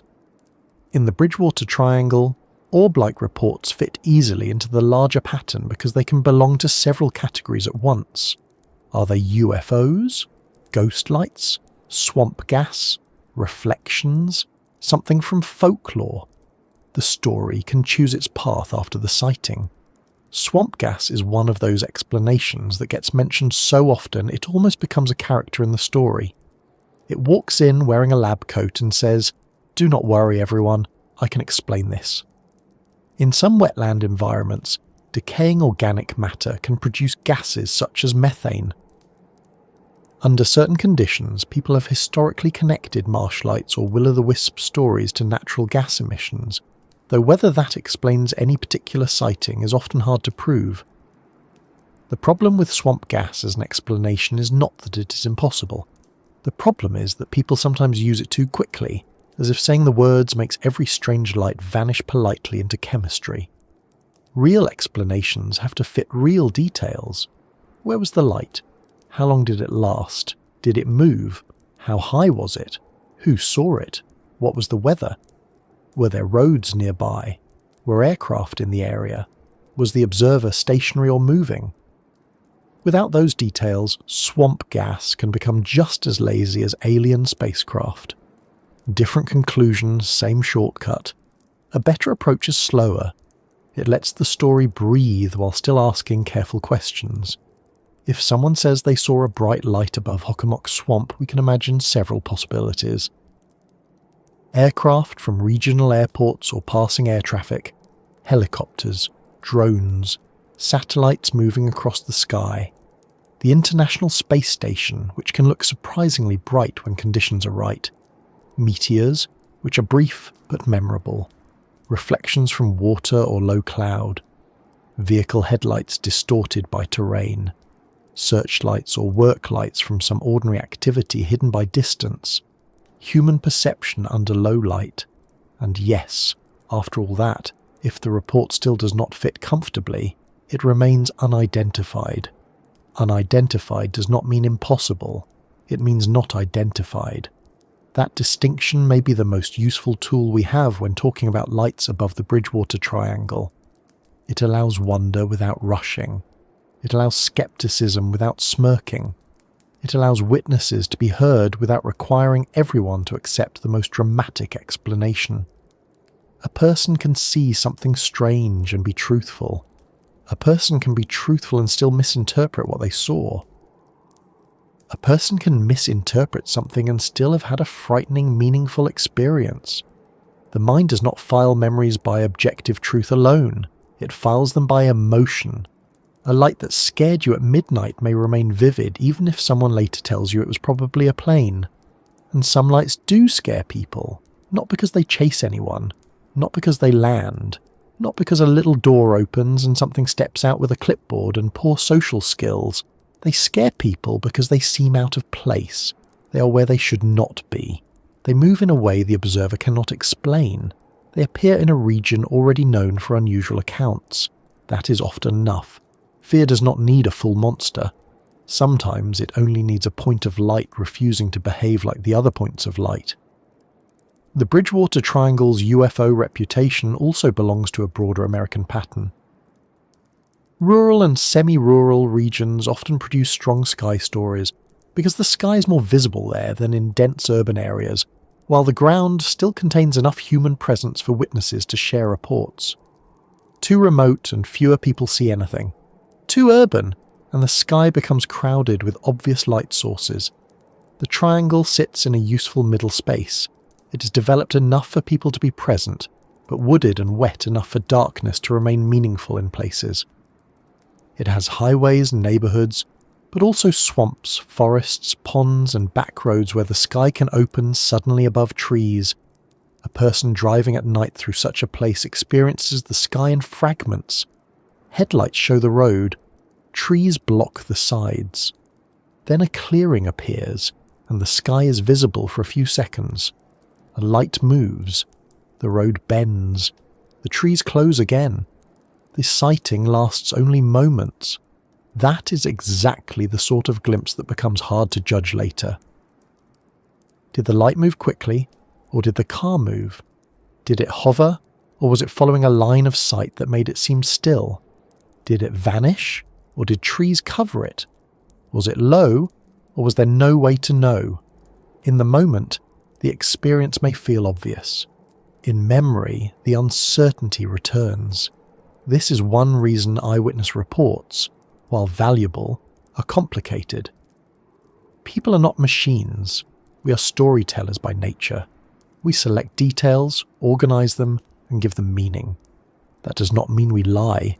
It means we remember like humans. The darker the setting, the shorter the sighting, the stronger the fear, and the more famous the location, the more careful we have to be. The Bridgewater Triangle asks for that care. It attracts attention because of its stories, but those same stories can influence new ones. Still, there is something deeply human about looking upward and wondering. The sky has always made people ask larger questions.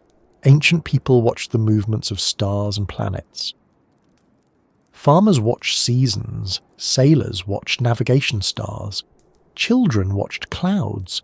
Modern commuters stuck in traffic may watch a helicopter and briefly wonder where it is going, then return to the more urgent mystery of why the left lane has stopped existing as a concept.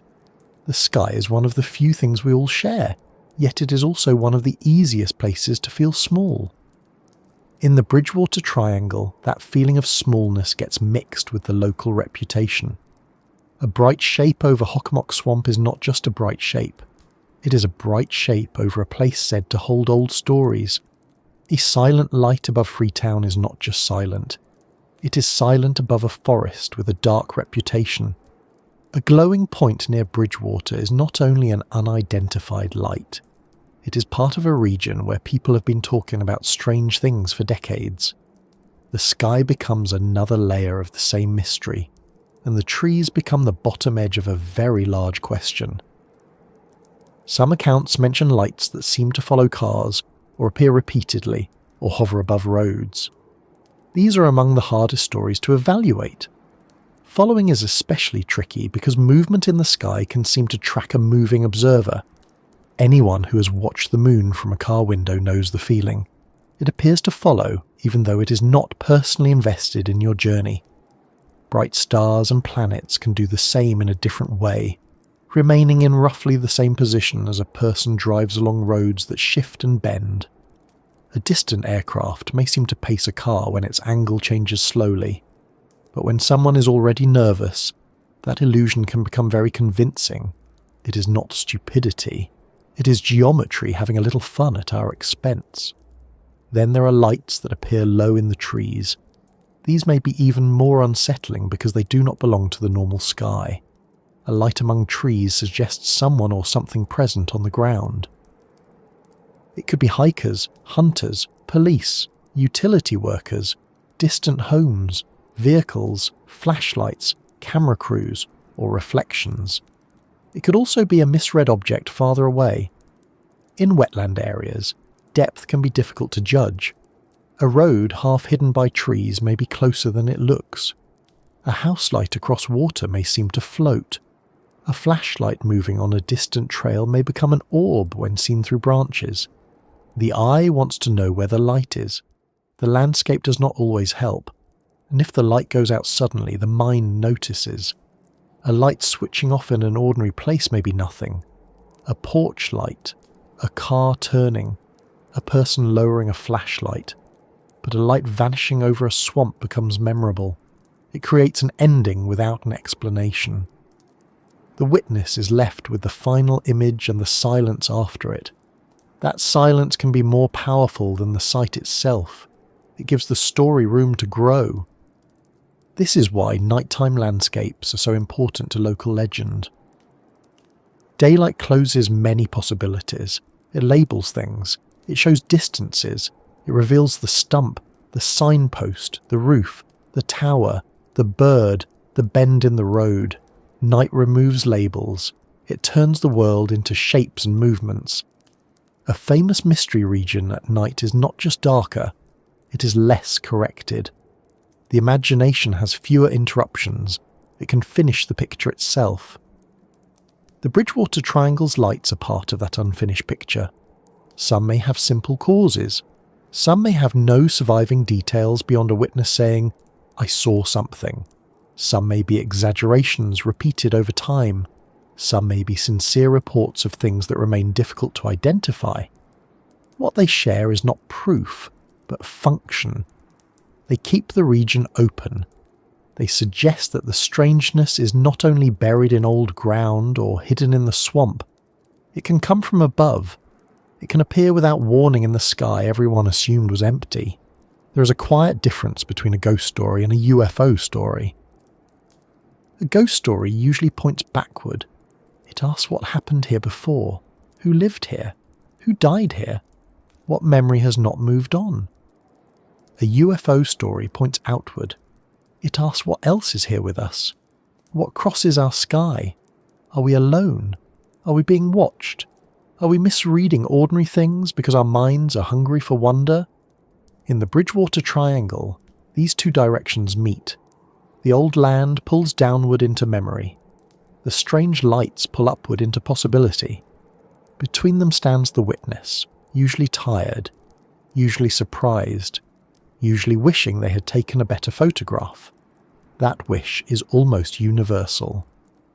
The blurry photo problem has followed UFO stories for generations.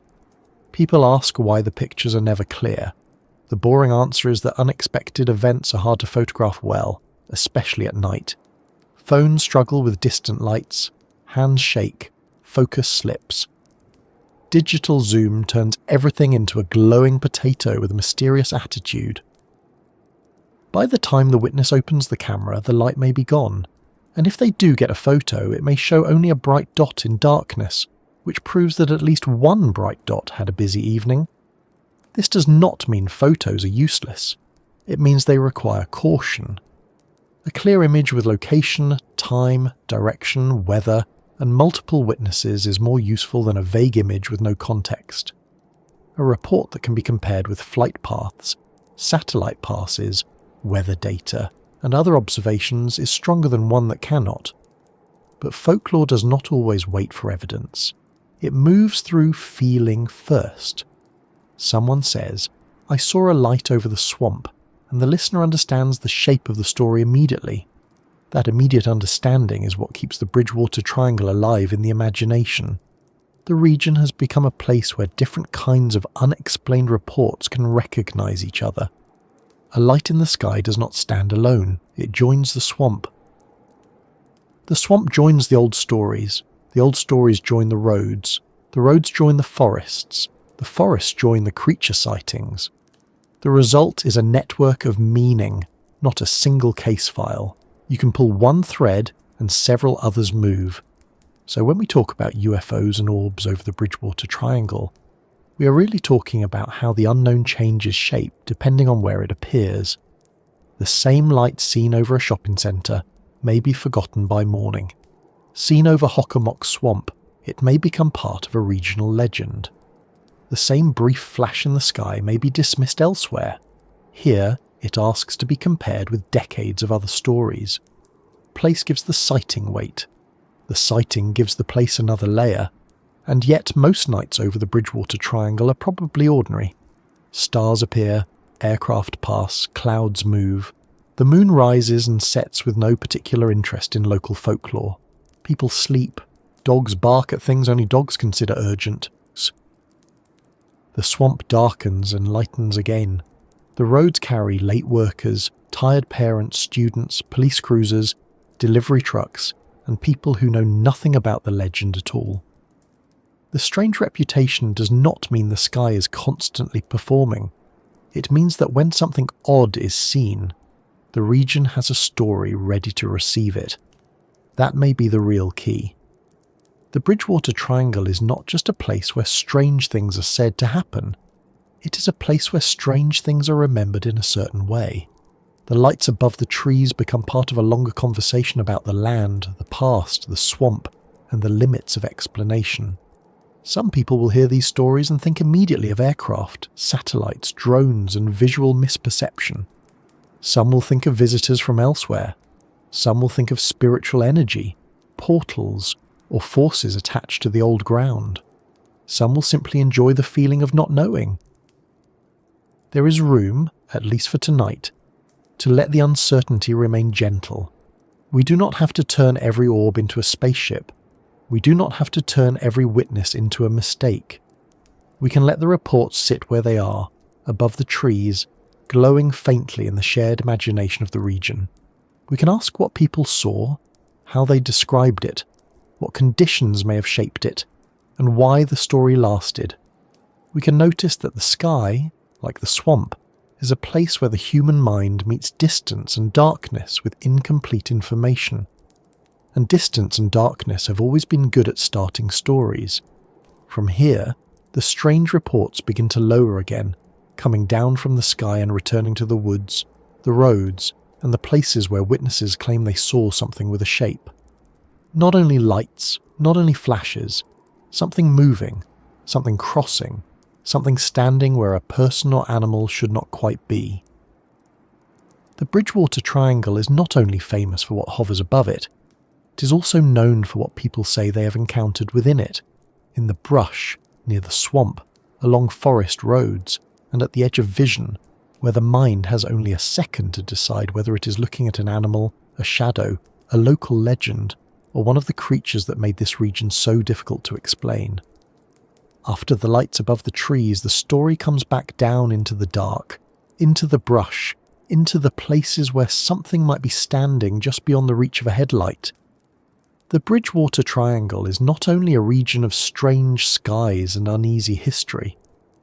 It is also a place where people have reported creatures. Not one kind of creature, which would be complicated enough, but several. Small figures from regional folklore. Large, hairy shapes moving through yards and swamp edges. Birds described as far too large for comfort. Snakes, dogs, shadowy animals, and things seen for only a second before they vanish into the kind of wooded darkness that does not offer refunds or explanations. The Bridgewater Public Library's overview of the region includes alleged reports of Bigfoot-like sightings, giant snakes and thunderbirds among the wider Bridgewater Triangle claims, and it places those reports beside UFOs, poltergeist activity, and other strange accounts. That mixture is part of what makes the region so difficult to discuss in a tidy way. A single ghost story can be handled as a ghost story. A single UFO report can be handled as a sky mystery. But the Bridgewater Triangle behaves more like an overloaded attic. You open one box and find lights. Another has swamp legends. Another has large footprints. Another has little forest beings. Another has birds the size of a bad decision. Before long, you are standing there holding a flashlight and wondering whether the attic was bigger on the inside. The creature stories are especially interesting because they sit at the meeting point between folklore, wildlife, fear, and quick perception. A light in the sky can be hard to judge because distance is uncertain. A creature in the dark is hard to judge for a different reason. It may be partly hidden, it may move quickly, it may be seen through trees, rain, windshield glass, or fog. The witness may have only a few seconds. The body reacts before the mind finishes naming what it has seen. A shape crosses the road. A large figure bends near a yard. Something small moves between rocks. Something with wings lifts out of the swamp. The moment is brief, but the memory is not. That is the first thing to understand about creature sightings. They often begin as interruptions. A person is not usually standing in a perfect observation booth with a notebook, a measuring tape, and excellent lighting. They are driving home. They are walking a trail. They are taking out the trash. They are following a noise. They are tired. They are distracted. Then something appears where nothing was expected. The mind has to make a fast decision. Animal, person, shadow, danger, nothing, something. And if the place already has a reputation, another category arrives quietly behind all the others. Maybe it is one of the stories. Let us begin with the smallest and perhaps most famous of the region's creature legends, the Pukwudgie. The name is often linked with Wampanoag and wider Algonquian folklore, though the details vary across different traditions and modern retellings. Native-languages.org describes Pukwudgies as little people or forest spirits in Algonquian folklore, and notes that in Wampanoag and other southern New England traditions they can be dangerous, unpredictable beings who may trick, harm, confuse, or mislead people, while in other tribal traditions related beings may be less threatening. That variation matters. Folklore is not a single fixed entry in a monster catalogue. It changes with people, place, language, and telling. In modern Bridgewater Triangle stories, Pukwudgies are often described as small humanoid figures, sometimes a few feet tall, sometimes grey-skinned or rough-looking, sometimes with large features, sometimes with the ability to vanish or lure people deeper into the woods. They are especially associated in popular retellings with Freetown Fall River State Forest and the darker wooded parts of the Triangle. The basic advice in many versions is simple and rather practical for any forest encounter, supernatural or otherwise. Do not follow them, do not bother them, do not assume that a small thing is a harmless thing. This is also good advice for raccoons, hornets and toddlers holding permanent markers. What makes the Pukwudgie stories different from Bigfoot or Thunderbird reports is that they come from folklore first, not modern monster hunting. That does not make them less important. It makes them more sensitive. A Bigfoot report is usually presented as a witness claim about an unknown animal or humanoid. A Pukwudgie story carries cultural history and should not be handled like a toy pulled from a shelf of spooky creatures. These beings belong to older storytelling traditions that modern paranormal culture has adopted, simplified, and sometimes distorted. So when we talk about them, it is better to say, in some traditions, in modern retellings, in local lore, rather than pretending there is one official version that fits neatly into a late-night mystery script. Still, it is easy to understand why the Pukwudgie became attached to the Bridgewater Triangle's modern identity. Small forest beings fit the landscape. The region has wooded trails, rocky places, swamp edges, and areas where a person can feel watched without seeing anyone. A small figure is more frightening in some ways than a large one because it does not behave according to familiar rules. A large animal makes noise. A large animal leaves obvious tracks. A large animal usually cannot vanish behind a thin tree without at least some embarrassment. A small figure can be half seen, half hidden, and easily folded into shadows. It can become a sound, a movement, a feeling, a glimpse. That makes it perfect for a place where certainty is already weak. There is also something psychologically interesting about little people in folklore. Many cultures have stories of small beings who live at the edge of human society. Fairies, gnomes, elves, household spirits, forest tricksters, hidden people, They're often not purely good or evil, they are rule-based. Respect them and perhaps you will be fine. Insult them and the butter spoils, the path disappears, the horse refuses to move, or your day becomes complicated in a way that makes you wish you had simply stayed indoors and reorganized a drawer. These stories often teach caution. They tell people that the world is not only human, that small things have power, that arrogance in wild places can lead to trouble. In that sense, the Pukwudgie stories around the Bridgewater Triangle work as warning stories. They make the woods less empty. They tell the listener to be careful near cliffs, ledges, deep forest and swamp edges. They may also preserve older ideas about respect for land and unseen life, though again, we should be careful not to flatten living traditions into one modern interpretation. A warning story does not need to be literally true in order to function. It can shape behaviour. It can make someone stay on the trail. It can make someone think twice before wandering into unfamiliar ground at night. That alone gives the story power. But the Bridgewater Triangle does not stop with small beings. It also has reports of very large ones. Bigfoot-like sightings are part of the region's reputation, especially around Hockomock Swamp and wooded areas near the Triangle. These stories usually involve a tall, hairy, human-shaped or ape-like figure, sometimes seen walking on two legs, sometimes moving through yards, near roads, or along the swamp edge. A local paranormal article in the Yankee Express recounts earlier Bridgewater Triangle stories involving a hairy 7-foot monster, reported in 1970, and police searching for what they thought might be a giant bear, along with other accounts of large bipedal shapes and unusual animal behaviour. These are reported stories, not verified biological evidence, but they are part of the creature lore that has grown around the region. Bigfoot stories work differently from Pukwudgie stories. Bigfoot is often framed as a hidden animal, a large unknown primate or wild humanoid that avoids people and lives in remote areas. The classic Bigfoot setting is usually the Pacific Northwest, with huge forests, mountains, and long stretches of wilderness.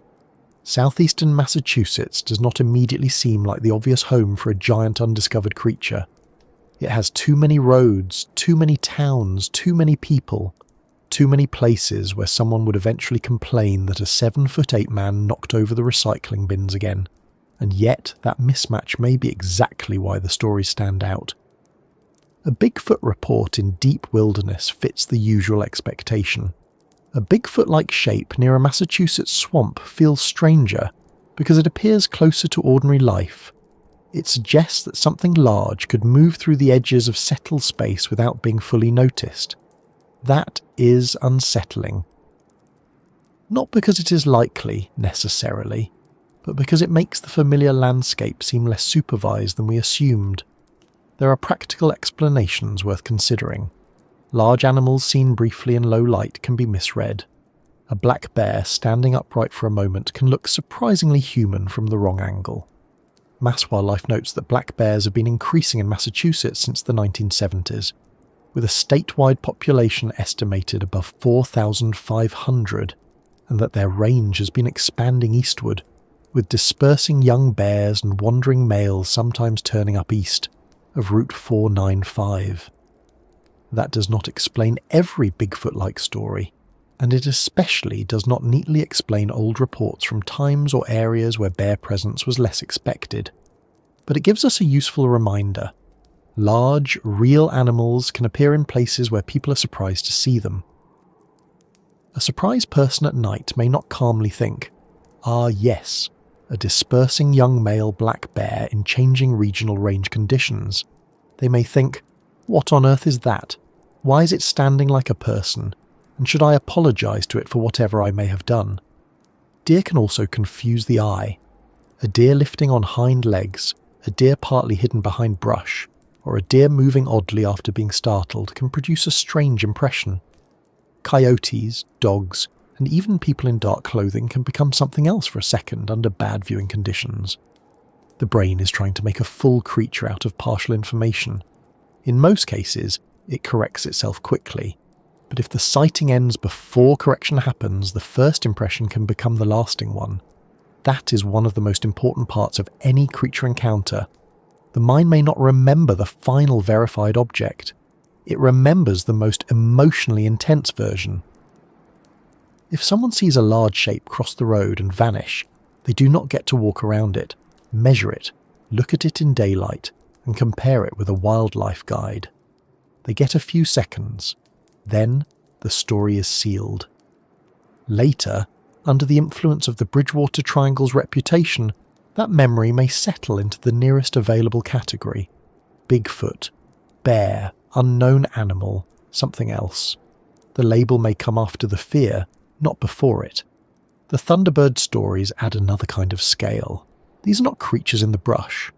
They are creatures above it, but unlike UFOs or strange lights, they have wings, bodies, and a living shape. In Bridgewater Triangle lore, Thunderbird reports are usually described as sightings of huge birds or pterodactyl-like flying creatures, sometimes said to have wingspans of 8 to 12 feet.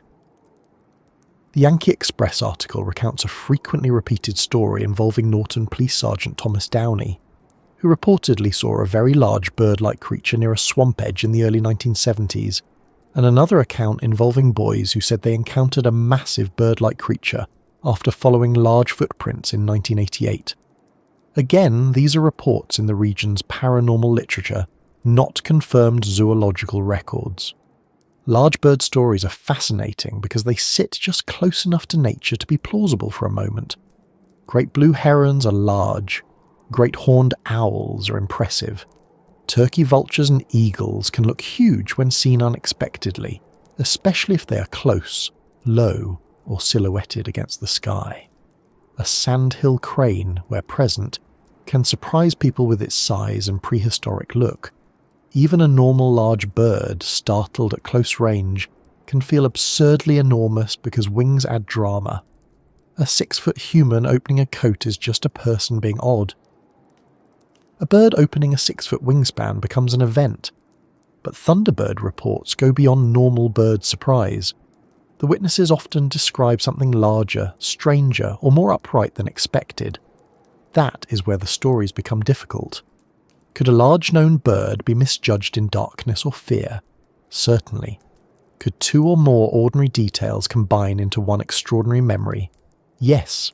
A large bird, low light, wet ground, shadows, a sudden takeoff, and local legend could do a lot of work together. But could the witness still honestly insist that what they saw was not any bird they knew? Also, yes. People can be mistaken without being dishonest, and sometimes the unknown remains unknown because the encounter ended too fast. The Thunderbird itself has a much broader background in North American indigenous traditions, but modern cryptid discussions often use the word loosely to mean any unusually large bird-like creature. That looseness can create problems. A sacred or culturally specific figure can become a generic monster in popular storytelling, so it is better, again, to be careful. When Bridgewater Triangle sources speak of Thunderbirds, they are usually referring to reported giant bird sightings in the region's paranormal and cryptid lore, not making a careful statement about indigenous religion or tradition. Those are not the same thing. What all 3 categories share, Pukwudgies, Bigfoot-like figures and Thunderbirds, is the importance of edges. Pukwudgies belong to forest edges, rock edges, trail edges, places where the human path meets the less human woods. Bigfoot-like reports often occur near swamp edges, yards, roads, and tree lines, where a large thing can appear briefly and vanish. Thunderbird stories happen at the edge between sky and land, above swamps or near treetops, where a bird can become a silhouette before the mind has time to measure it. The Bridgewater Triangle is full of edges, wet to dry, road to forest, town to swamp, day to night, history to rumour, known animal to unknown shape. Edges are where misidentification happens. They're also where folklore thrives. A creature seen in open daylight for 10 minutes is one kind of claim. A creature glimpsed at the edge of headlights is another. Most Bridgewater Triangle creature stories belong to the second kind. They are not laboratory encounters, they are edge encounters, brief, emotional, incomplete. That does not make them worthless. It makes them human. Most of life is not witnessed under perfect conditions. We build meaning from fragments all the time. We hear half a sentence and understand the rest. We see a shadow and know someone has entered the room. We notice a movement near the road and brake before we can name it. Our brains are good at this because they have to be. They are also capable of making mistakes because they are working quickly, not perfectly. The creature reports also show how the Bridgewater Triangle pulls different traditions into one container. Pukwudgies come through folklore, Bigfoot comes through modern cryptozoology and North American wildman traditions. Thunderbirds come through a mixture of indigenous names, giant bird reports and popular monster lore. Giant snakes and strange dogs belong to still other patterns. Once placed inside the triangle, they begin to feel related, even if their origins are quite different. The region becomes a meeting place for things that might not otherwise sit together. This is one reason skeptics sometimes dismiss the entire Bridgewater Triangle as a grab bag. There is some fairness in that. When a region contains almost every kind of paranormal claim, from UFOs to ghosts to cryptids to cursed roads, it can start to seem like anything strange is simply added to the pile. But that pile itself is worth studying. People do not usually create grab bags randomly. They gather stories around places that already feel suitable. Hockomock Swamp feels suitable. Freetown State Forest feels suitable. Old roads and wetland edges feel suitable. Once the land has that reputation, each new creature report becomes easier to attach. A believer might say the region is a window area, a place where unusual phenomena of many kinds break through. A skeptic might say the region is a folklore magnet, a place where unrelated stories are grouped together because the name is convenient. A psychologist might talk about expectation and perception. A folklorist might talk about motifs, transmission, and local identity. A wildlife biologist might ask for tracks, scat, clear photographs, DNA, or at the very least something better than a description made while running away. All of them may have useful things to say. The gentle approach is not to force one answer too quickly. The creature stories can be meaningful even when they are not proven. They tell us what people fear in the landscape. They tell us what kinds of shapes the mind finds most powerful. Small hidden beings, large hairy watchers, huge birds over the swamp. These are old fears in modern clothes. Something underfoot, something beside the road, something overhead. The human body understands those categories very well. There is also a practical lesson buried inside the stories. Wild places deserve attention. Stay on trails when possible. Respect private property. Do not wander into wetlands at night because a story online made it sound exciting. Tell someone where you're going. Bring proper light. Avoid cliffs and unstable ground. Do not approach unknown animals. Do not feed wildlife. Do not follow small figures into the woods, whether they are supernatural tricksters or simply children who are much better at getting lost than you are. Folklore and safety sometimes agree more often than people expect. The Pukwudgie says, do not treat the forest casually. The Bigfoot story says, large things may be closer than you think. The Thunderbird says, look up but maybe do not stand directly under anything with talons. Beneath the strangeness, there is a clear old message. The world is not completely under human control. This is obvious, but people forget it. Cities and roads make us feel powerful. A dark wetland at night corrects that feeling very quickly. Perhaps that is why the creature stories endure. They restore uncertainty to a mapped place. They say that even in Massachusetts, even near roads and houses and college campuses and gas stations, there may still be something you do not fully understand. Maybe it is an animal. Maybe it is memory. Maybe it is a story putting on a body for a second. Maybe it is nothing more than the mind startled by darkness, but the effect is the same. The familiar becomes alert. Picture a road near the swamp after midnight. The car heater is on. The windshield shows only what the headlights allow. Trees move past in dark rows. There is water somewhere beyond them, though you cannot see it. A shape appears at the edge of the road, too quick, too tall, or too low, or too still. The driver slows, then keeps moving. In the rearview mirror there is only darkness and the red glow of taillights fading behind. The whole encounter lasts 3 seconds, but 3 seconds is plenty of time for a story to begin. Later, the driver may tell it carefully. They may say, "I am not saying it was Bigfoot. I'm not saying it was anything paranormal. I only know it was big, and it moved wrong." That phrase, "moved wrong," appears in many strange reports because movement is often what alerts us first. A known animal can look unfamiliar if it moves in an unexpected way.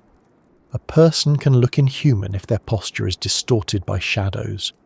A bird can seem impossible if it rises too suddenly. Movement carries identity. When the movement does not match the expected label, the mind hesitates. In that hesitation, the Bridgewater Triangle steps in and offers its long shelf of possibilities. The creature stories are not separate from the other mysteries. They connect to the swamp because the swamp hides bodies and tracks.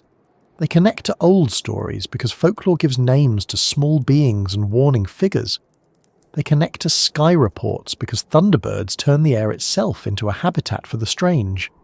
They connect to haunted roads because so many sightings happen while driving, when the witness cannot stop safely, cannot investigate, and cannot be sure what was seen. The Triangle's creatures are not just monsters placed in a setting. They are products of the setting, shaped by terrain, history, expectation, and the very old human habit of seeing life in the dark. And while the stories may be frightening, they are not always violent or loud. Many are simply encounters, a glimpse, a shape, a feeling of being watched, something standing near a tree. Something small moving away, something large lifting into the air. The fear comes less from attack than from uncertainty. It is not always the creature itself that frightens people. It is the fact that the world briefly failed to explain itself. That may be why the Bridgewater Triangle remains so useful for storytelling. It gives us a place where explanation can fail without the whole world falling apart. We can visit the idea, wonder about it, test it, doubt it, enjoy it, and then return to bed. The swamp remains where it is. The forest remains where it is. The roads continue carrying ordinary traffic. But somewhere in the mind, the possibility remains that a place can still contain more than the map admits. As the creature stories settle back into the trees, the region begins to show another side of itself.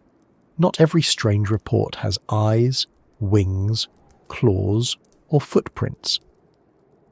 Some are tied to buildings, roads, ruins, cemeteries, hospitals, and forest places, where the fear feels less like an animal in hiding and more like a memory that refuses to behave. The Bridgewater Triangle has many such corners, places where people speak of footsteps, figures, voices, cold spots, apparitions, and the uncomfortable sense that certain locations have held on to more than they should. The creatures lead us through the dark woods, but the next part of the journey moves toward the haunted places people keep returning to, even when they are not entirely sure they want to know what might be waiting there. The Bridgewater Triangle does not keep all of its uneasy places hidden deep in the swamp. Some of them sit in forests with marked trails. Some sit beside public roads. Some are connected to old buildings, hospital grounds, historic sites, cemeteries, ruins, and stretches of pavement that thousands of people have crossed without seeing anything unusual at all. That last part is important. A haunted reputation does not mean a place is strange every hour of every day. It means that enough stories have gathered there that the ordinary setting begins to feel less ordinary once you know what people have said about it. This is where the Bridgewater Triangle becomes especially interesting, because its haunted corners are not all the same kind of place. A swamp suggests one kind of fear, a forest suggests another, a hospital suggests another, a road at midnight suggests another again. Each setting gives the imagination different material to work with. Wet ground hides things. Trees block the view. Old buildings hold human history. Roads create brief encounters. Cemeteries remind people of names and dates. Ruins make the past visible in broken pieces. Put them all inside the same famous mystery region, and they begin to speak to one another. Freetown Fall River State Forest is one of the most discussed places in the region. Officially, it is a public forest of about 5,000 acres with 25 miles of trails used for hiking, horseback riding, mountain biking, fishing, hunting, cross-country skiing and dirt biking in season. It is also home to a Wampanoag reservation, and mass.gov lists practical rules like no alcohol, no camping and no fires. In the daytime, that official description is the one that matters most. It is a real public forest, not a movie set built for nervous people with flashlights. It has trails, picnic areas, restrooms, recreation, and the usual quiet work of trees being trees. But in the lore of the Bridgewater Triangle, the forest has a second identity. It is often described as one of the darker places in the region, not simply because of ghost stories, but because real human fear and crime stories have been attached to it over time. That makes the atmosphere more complicated. A place can feel haunted because people believe spirits are there. It can also feel haunted because people know bad things have happened nearby, or because they have heard rumours of danger, rituals, disappearances, violence, or people using the woods for reasons that have nothing to do with a peaceful afternoon walk. Once a forest is known in that way, the mind does not enter it empty. Forests already have a natural advantage when it comes to strange stories. They reduce visibility, they make straight lines rare. They turn distance into a guess. They produce sounds without showing causes. A squirrel can sound like a bootstep. A deer can sound like something much larger. A branch falling somewhere out of sight can make the whole body pause. At night, a forest becomes even less cooperative. Your flashlight shows only a small piece of it at a time, which means the rest is waiting outside the beam, possibly doing nothing, but doing nothing in a very suspicious manner. In Freetown Fall River State Forest, that normal forest uncertainty is intensified by reputation. A person who walks there knowing the stories will listen differently. A snap in the brush is not just a snap. A distant voice is not just a distant voice. A flicker through the trees becomes something to remember. And because the forest is part of the Bridgewater Triangle, every small oddity arrives with a large frame already around it. The place has been prepared in the mind before the person even steps onto the trail. That does not mean the fear is fake. The fear is real. The question is what produced it. It might be the land. It might be the history. It might be an animal. It might be another person in the woods. It might be expectation. It might be a mix of all of those things at once, which is usually less tidy but much more likely. Profile rock is one of the well-known features connected with the forest. It is a real destination, reached by trails, and mass.gov even mentions that hikers can walk the trails leading to Profile Rock for a view of the state's southern coast. In local tradition, the rock formation has been associated with the profile of a face. That alone is enough to give it a place in the imagination. Humans notice faces quickly. We are built for it. We find faces in clouds, old wallpaper, tree bark, cliffs, toast, and sometimes in rocks that we're not expecting to become local celebrities. A rock that looks like a face can make the landscape feel aware, not literally perhaps, but in that small uncomfortable way where the land seems to be looking back. In a normal park, that may be a curiosity.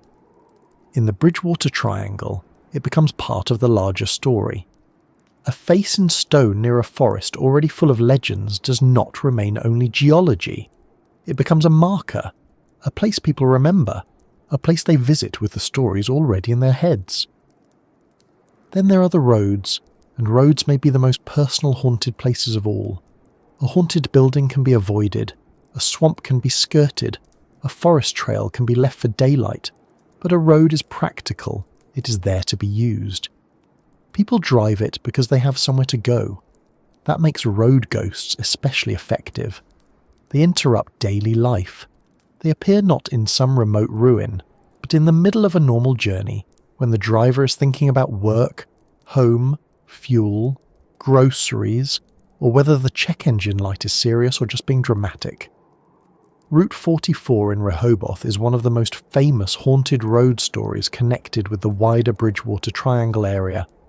The best-known legend is the red-headed hitchhiker, a figure said to appear along the road, sometimes described as a red-haired man in casual clothing who startles drivers, vanishes, or appears inside a car in some versions of the tale. CBS Boston reported in 2024 that the legend is well known in the area and had even inspired a short horror film based on reported sightings. The red-headed hitchhiker is a classic kind of road ghost. A person is seen where a person should not be, often late at night, often near the edge of a road, often alone. The driver has only a few seconds to decide whether the figure is real, alive, in danger, dangerous, or impossible. That is a lot of decision-making for a tired brain travelling at road speed. No wonder these stories last. They combine guilt, fear, surprise, and uncertainty in one small roadside scene. The hitchhiker legend also works because it uses ordinary social rules.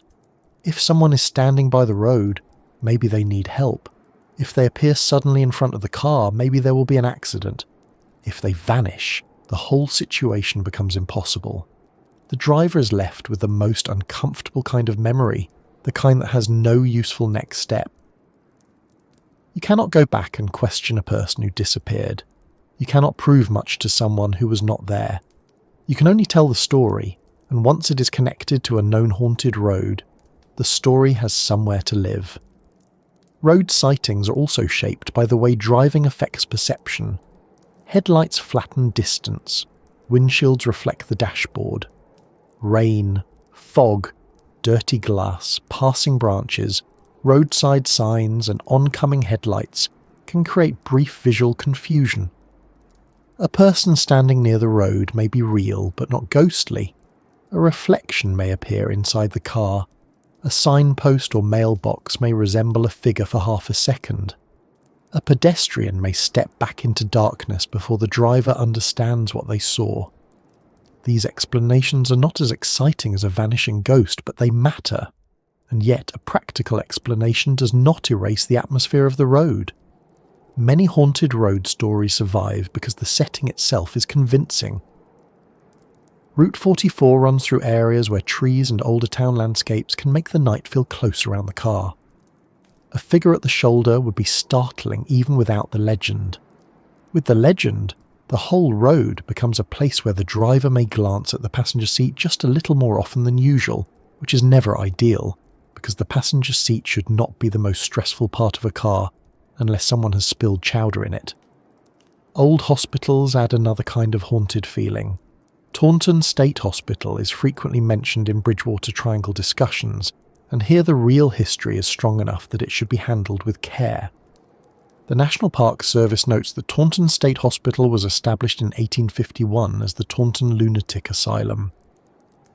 It was Massachusetts' second facility for the insane after Worcester, and it was significant for its architecture, health and medicine, history, social history, and connection to the Kirkbride model of hospital design. The NPS also notes that it is not open to the public. Places like this often become haunted in the public imagination, because they bring together several difficult emotions. There is the architecture, which in old photographs can look imposing and formal. There is the medical history, which includes both reform-minded ideals and the painful reality that psychiatric institutions often became overcrowded, underfunded, frightening or isolating for the people inside them. There is abandonment, or partial abandonment, which changes a building's meaning. A hospital meant for care can become a ruin associated with neglect. Add rumours, trespassing stories, dark hallways, tunnels, records of suffering, and the natural unease many people feel around old institutions, and a haunting reputation almost builds itself. But this is another place where respect matters. Old psychiatric hospitals should not be treated only as spooky props. Real patients lived there. Real staff worked there. Real families had painful connections to those institutions. Some people may have received care that helped them. Others may have suffered. The history is not one clean thing. It is social history, medical history, disability history, and human history. Turning it into only a ghost story makes it smaller than it is. At the same time, it is easy to understand why people imagine such places as haunted. A hospital is supposed to hold vulnerability. People enter hospitals when something is wrong. They are afraid there. They wait there. They sleep there. They recover there. Sometimes they die there. A psychiatric hospital adds another layer because the suffering inside may be less visible to outsiders, harder to understand, and easier for rumour to distort. When the building becomes old, empty, or partly demolished, the imagination fills the silence with everything that once happened there. Ruins do something similar. A ruin is a building that has stopped explaining itself. Walls remain, but the routines are gone. Stairs go nowhere. Windows frame nothing. A door opens into a space where no one is meant to enter anymore. The mind wants to restore the missing life. It imagines footsteps, voices, beds, offices, lights, and people passing through corridors. That act of imagination can feel like a haunting even before any ghost appears. The past is absent, but the shape of the past is still present. That is why old hospitals, abandoned buildings and ruins attract ghost stories almost everywhere. Not only in the Bridgewater Triangle, they are memory machines. Their physical structure tells you people were here, but their silence tells you they are gone. That gap is where unease grows. It is also where trespassing becomes tempting for some people, which is why it needs to be said plainly. Many of these places are unsafe, closed, private, active, protected, or legally off limits. A good mystery is not worth a fall through a floor, an arrest, or disturbing a site that still matters to living people. The Bridgewater Triangle also contains historic sites that feel haunted not because of abandoned architecture, but because of what they represent. Anawan Rock in Rehoboth is one of those places. The town's historical commission oversees Anawan Rock among its important historical assets, and the Soam's Heritage Area describes it as a large dome of conglomerate rock off Winthrop Street in Rehoboth, connected with one of the closing confrontations of King Philip's War. A place like Anawan Rock carries a different kind of unease from a ghost road or old hospital. The weight comes from history. King Philip's War was not a campfire legend. It was a devastating conflict with lasting consequences. When people say a historic site feels haunted, they may be feeling the atmosphere of the setting, but they may also be responding to the knowledge of what the place represents. A quiet wooded site can feel heavier once you understand that it is tied to violence, surrender, colonial power, and loss. This is not the same as saying a ghost must be there. It is saying that memory changes the land. A rock in the woods is one thing. A rock connected to one of the closing events of a brutal war is another. The object has not changed, but the meaning has. And meaning is exactly what makes a place feel charged. Cemeteries work in a similar but more familiar way. A cemetery is not automatically frightening. In daylight, many cemeteries are peaceful, orderly, and full of care.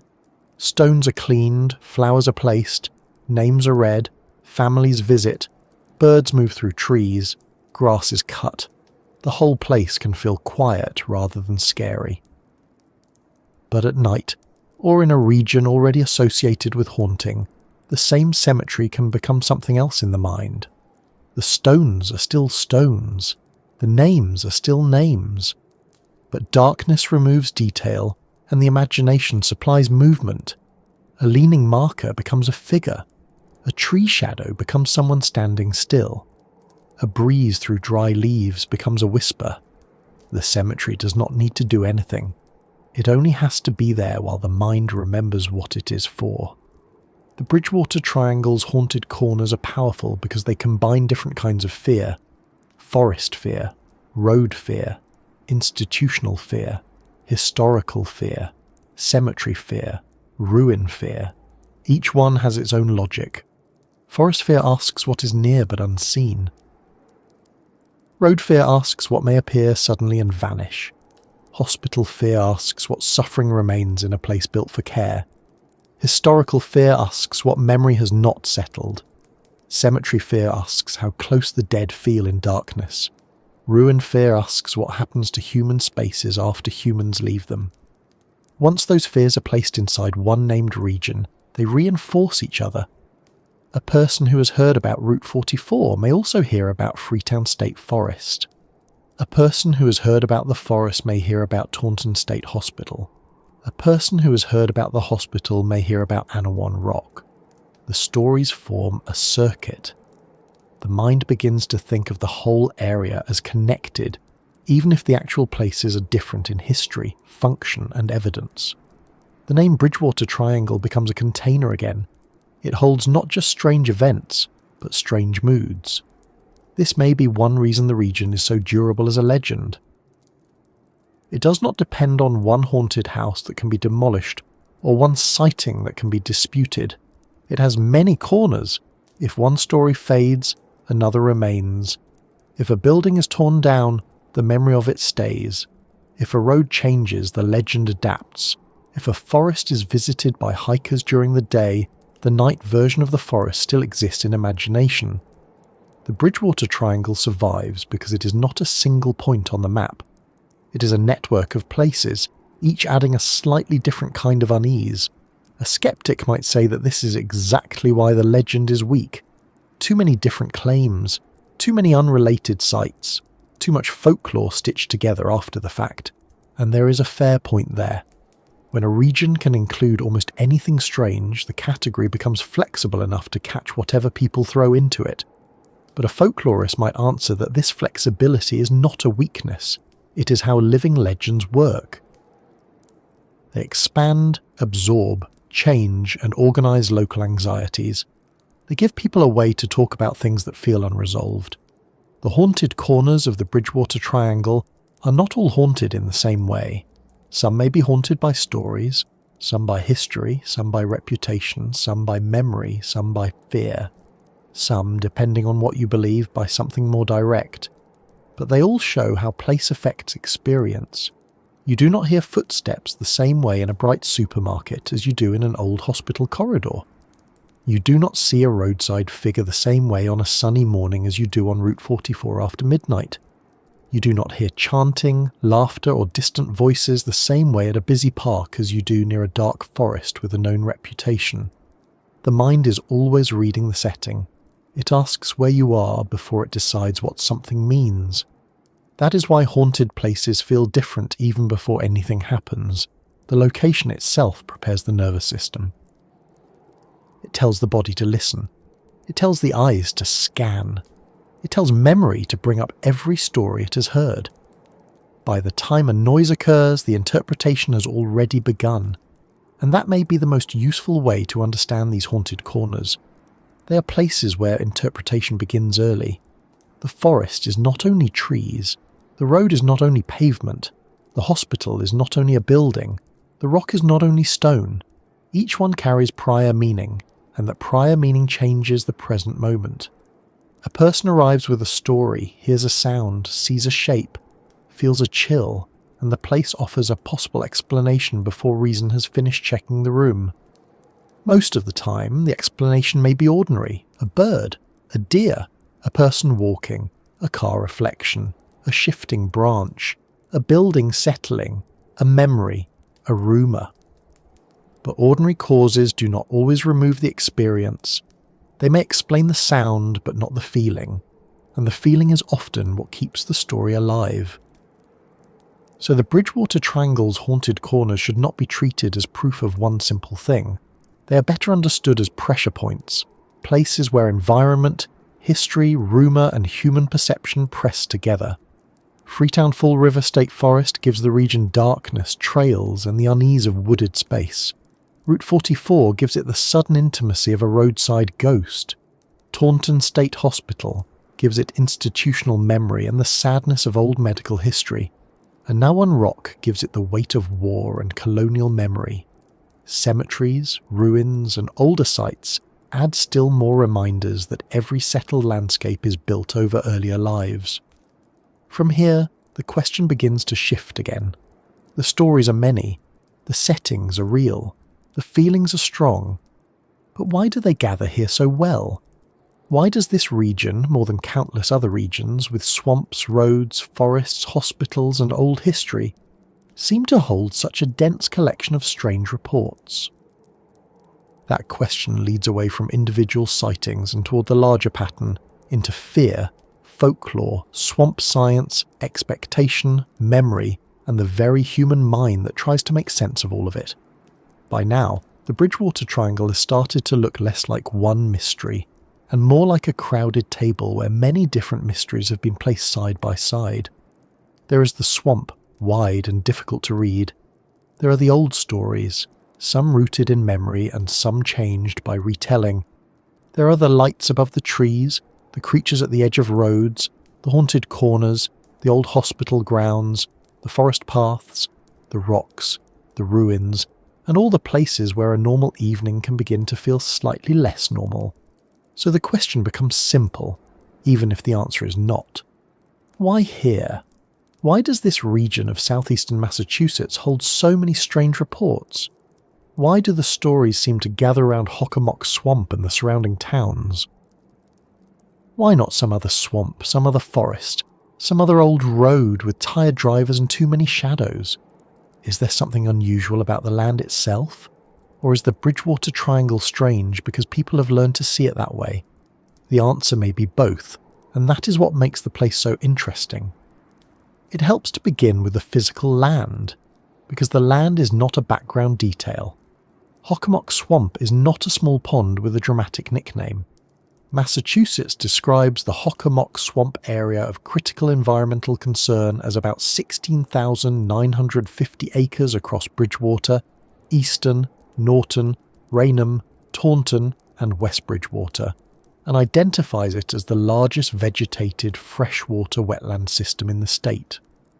The same state source notes that the wetlands act as a large water reservoir, serve as headwaters for the town river, and connect with aquifers, rivers, brooks, and floodplains. That matters because wetlands can make ordinary things harder to interpret. Water reflects light. Mist softens edges. Trees block clear sight lines. Low ground holds fog. Sound can behave strangely around water, brush, and uneven terrain.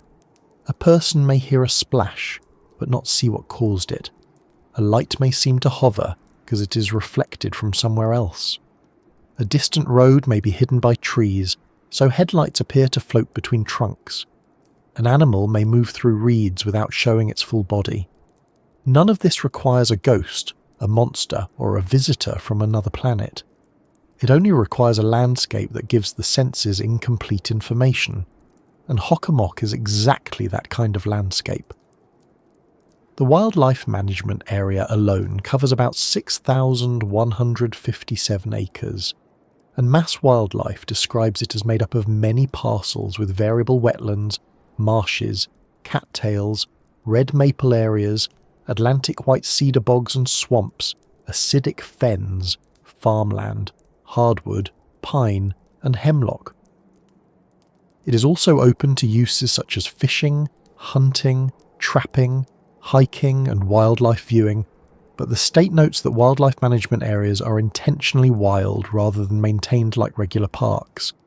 That phrase, intentionally wild, is useful. It explains a great deal without trying too hard. A maintained park tells visitors what to do. Trails are clear, signs are regular, grass is cut, benches face the right way. A wild wetland does not organise itself for easy human comfort. Paths may be rough or absent. Access points may be small. The ground may change after rain. Vegetation may block the view. Wildlife may be close but unseen. A person entering that kind of space brings modern expectations into a place that does not care much about modern expectations. That gap can feel strange. It is easy to forget how much of daily life is designed to prevent uncertainty. Streetlights reduce darkness. Road signs reduce confusion. Doors lock. Weather apps warn us. Maps show where we are. Phones let us call for help. Houses separate inside from outside. The modern world is full of little systems that tell the nervous system to calm down. A swamp does not do that. A dark forest does not do that. A road without much light does not do that. Instead, these places return us to older forms of attention. Listen, watch, check the edge, look again. Was that a branch? Was that an animal? Did something move? This is where fear enters the story. Not panic necessarily, more like alertness, a quiet tightening of the body. The senses become sharper, or at least they feel sharper.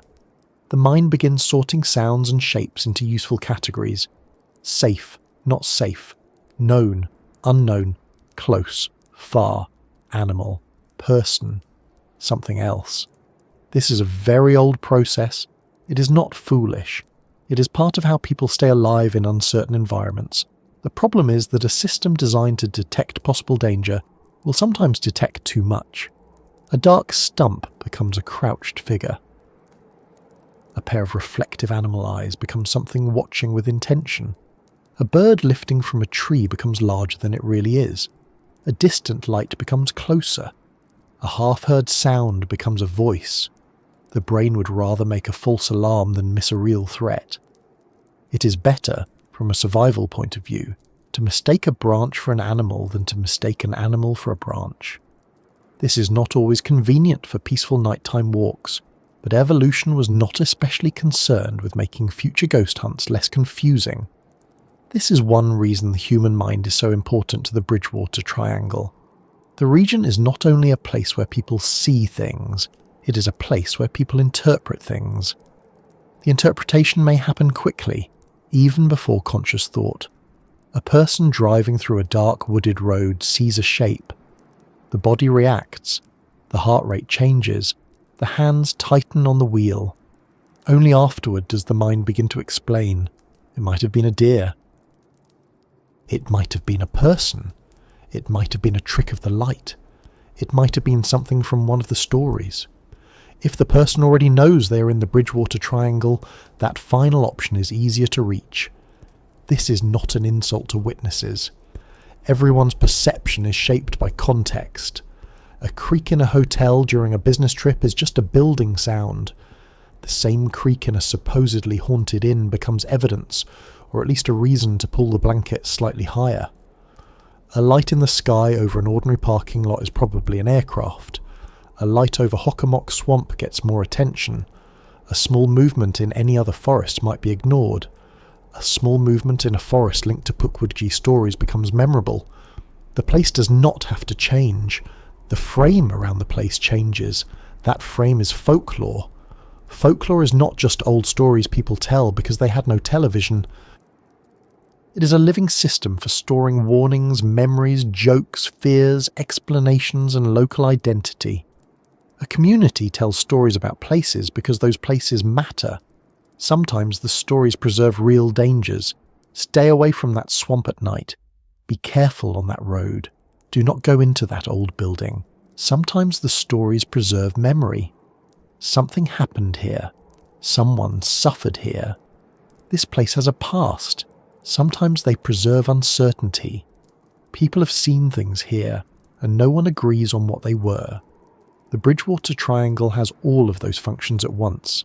It warns people about difficult land. It keeps older memory near the surface. It gives local residents and curious outsiders a way to talk about the uneasy feelings some places produce. It also creates a shared map of strangeness. Once the name exists, new stories can be placed inside it. A person does not just say, "I saw something odd near a swamp in southeastern Massachusetts." They can say, "I saw something in the Bridgewater Triangle." That name gives the story weight. It gives it neighbours. It gives the witness a feeling that their experience belongs to a pattern. Patterns are powerful. They can reveal real connections, and they can also make unrelated events look connected. That is one of the main reasons mystery regions become famous. A strange light here, a ghost story there, a creature report somewhere else, and suddenly the mind begins drawing lines. The lines may not prove anything, but they organise the material. They make the region feel active. They give people a way to say, this is not just one strange thing. This is a place where strange things happen. The Bridgewater Triangle benefits from that kind of organisation.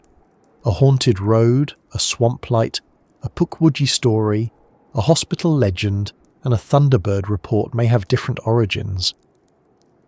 But once they are all placed under the same regional name, they begin to support each other in the public imagination. The UFO report makes the creature story feel less isolated. The creature story makes the haunted forest feel more active. The haunted forest makes the swamp feel more central. The swamp gives the whole thing a physical heart. The result is a loop. Stories make the place strange, and the strange place makes new stories easier to believe. This does not mean nothing unusual has ever happened there. It means the reputation changes how each event is received. There is also the problem of memory. Human memory is useful, but it is not a perfect recording. It changes as we retell it. It keeps some details and drops others. It can sharpen the emotional parts and blur the practical parts. A person may remember the fear more clearly than the distance. They may remember the movement more clearly than the lighting conditions. They may remember that something looked huge, but not whether there was anything nearby to compare it with. The story may remain honest while also becoming more shaped each time it is told. That is especially true for brief sightings. Many Bridgewater Triangle reports involve moments that happen quickly. A shape crosses a road. A light appears and disappears. A sound comes from the woods. A figure is seen near a building. These are not long, controlled observations. They are flashes of experience. Later, the witness has to turn that flash into words. Words require order. They require choices. The witness must say how tall it seemed, how bright it looked, how long it lasted, how far away it was, what direction it moved, whether it felt human or animal or something else. But the original experience may not have come with those details neatly measured, so the mind fills in what it can. Another important piece is pareidolia, the tendency to see meaningful shapes, especially faces, in random or unclear patterns. Researchers describe face pareidolia as the perception of face-like structure in random stimuli, and they note that the human visual system is highly tuned to detect faces which can produce false detections in clouds, stains, rocks, and other ambiguous images. In the Bridgewater Triangle, pareidolia may matter because the landscape gives the mind many unclear patterns to work with. Tree trunks in low light, rocks with face-like shapes, reflections on water, branches crossing in ways that suggest limbs, shadows that look like shoulders, headlights catching wet leaves that briefly resemble eyes. A normal forest is already full of partial shapes. A famous strange forest gives those shapes a stronger push toward meaning. This does not explain every report, but it explains why people can sincerely see something that later cannot be found. The brain is not passively watching the world. It is actively trying to identify it. Under poor conditions, it sometimes over-identifies. It sees a face because faces matter. It sees a body because bodies matter. It sees movement because movement matters. Most of the time, this helps us. Occasionally, it hands us a ghost standing beside a tree and then quietly refuses to take responsibility. There is also sound pareidolia, though people do not always use that phrase in ordinary conversation. The same pattern-finding system applies to hearing. In random or unclear sound, people may hear words, voices, footsteps, music, or calls. Wind through trees, distant traffic, animals, water, and human voices from far away can mix into something that seems meaningful. In a swamp or forest, where sound may be blocked, reflected, or carried unevenly, this becomes even more likely. A person hears something that sounds like a name, or crying, or laughter, or footsteps behind them. They stop. the sound stops too or changes. That timing can feel personal, even when the cause is not. This is where swamp science and ghost stories stand very close together. The scientific explanation may involve acoustics, moisture, animal behaviour, reflections, weather, and human perception. The ghost story says someone called from the woods. Both begin with the same event. A sound was heard. The difference is in the interpretation, and once again, place matters. A voice-like sound in a busy neighbourhood may be ignored.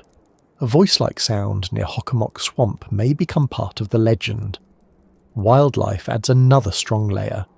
The Hockomock Swamp Wildlife Management Area supports waterfowl, wading birds, songbirds, reptiles, amphibians, white-tailed deer, eastern coyotes, and several fur-bearer species according to Mass Wildlife. That means the region is not quiet in the simple sense. It is alive.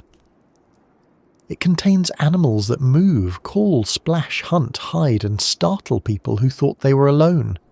A coyote call at night can sound eerie if the listener is not familiar with it.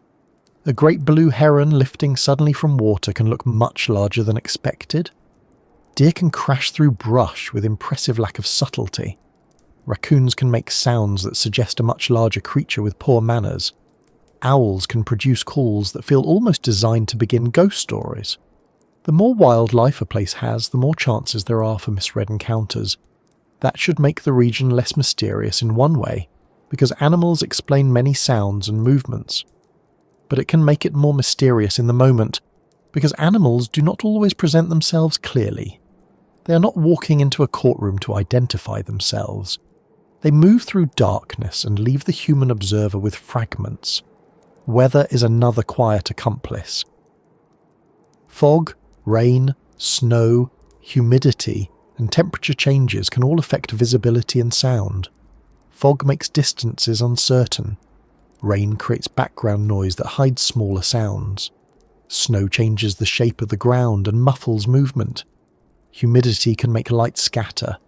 Cold air over wet ground can create mist. A person may not consciously think about any of this during a sighting, but the conditions shape what is seen and heard.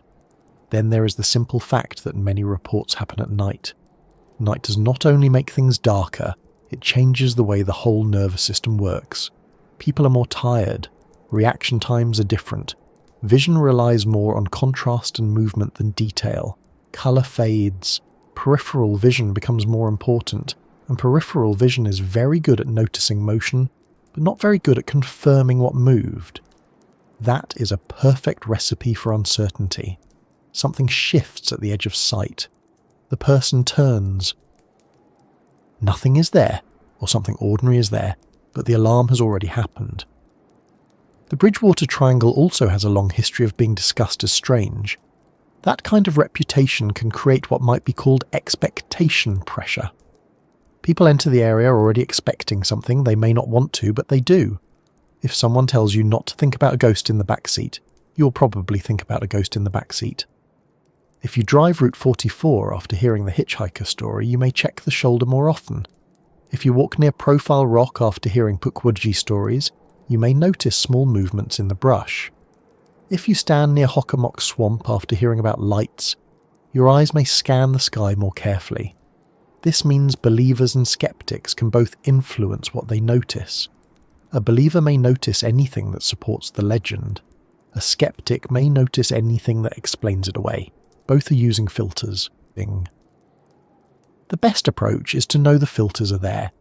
That does not make a person perfectly objective, but it helps. Another factor is storytelling itself. Strange stories that are easy to retell survive longer. The Bridgewater Triangle has a very strong name. It is simple, memorable, and linked to the famous idea of the Bermuda Triangle. A person who has never been to Massachusetts can hear Bridgewater Triangle and immediately understand the general idea. A region shaped like a triangle where strange things happen. That name does a lot of work.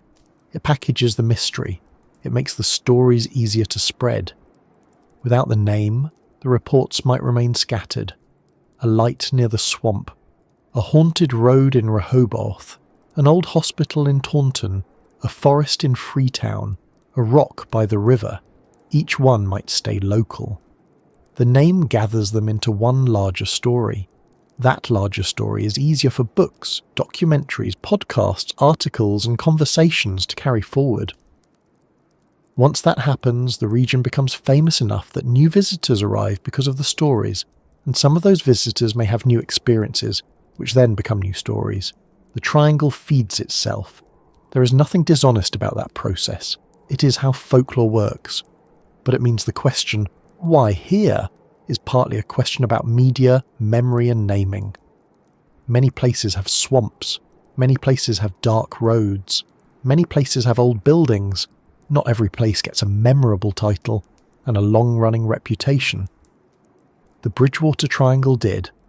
Once it did, the stories had a stronger structure. So perhaps the answer is not that the Bridgewater Triangle has one cause. It has many conditions that support strange reports. It has large wetland areas that affect sight, sound, movement, and access. It has wildlife that can be misidentified under difficult conditions. It has older history and cultural memory that make the land feel meaningful. It has roads and forests where brief encounters are common. It has haunted sites and ruins that already prime the mind for unease. It has folklore that gives names to what people think they have seen. It has a memorable modern label that gathers separate stories into one pattern. And it has human observers who are curious, nervous, imaginative, sincere, forgetful, alert, and very good at turning fragments into stories. That is not a dismissal. It is a larger explanation. The most interesting mysteries often survive because they do not belong fully to one category. If the Bridgewater Triangle were only a swamp with strange lights, it might be explained as weather, reflections, and misidentified aircraft. If it were only an old hospital, it might be explained as institutional history and trespassing legends. If it were only a road ghost, it might be explained as folklore and driving perception. If it were only creature reports, it might be explained as wildlife and darkness. But it is all of these at once. Each explanation works for part of it. None of them completely empties the region of its reputation. That is why people keep returning to the question. Maybe there are no monsters in the swamp, no visitors over the trees, no spirits on the roads, and no hidden forces connecting the towns. Maybe the Bridgewater Triangle is a perfect example of how landscape, history, and the human mind can create a powerful mystery without needing anything impossible. Or maybe that explanation is too neat. Maybe some reports remain strange even after the ordinary possibilities are checked. Maybe a few stories resist easy handling.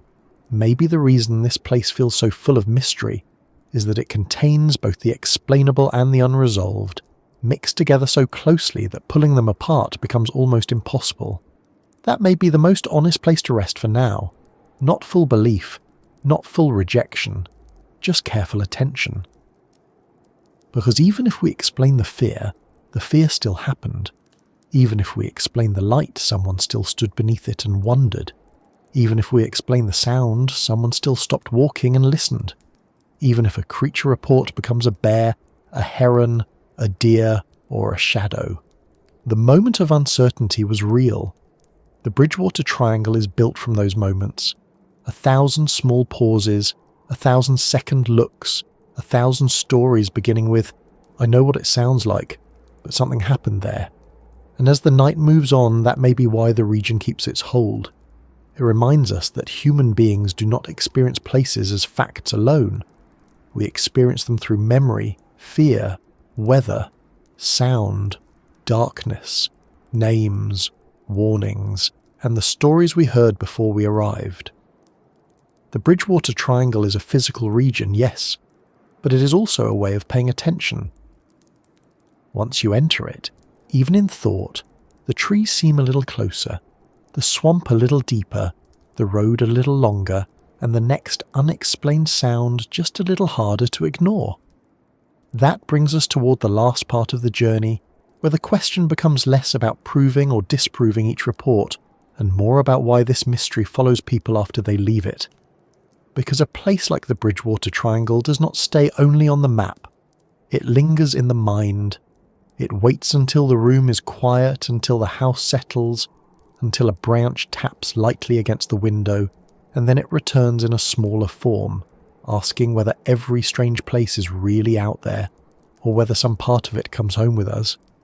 And so, after moving through swamps, old roads, forest paths, strange lights, small figures, large shapes, old hospitals, carved stones, and all the restless corners of southeastern Massachusetts, we return to the quiet room where this journey began.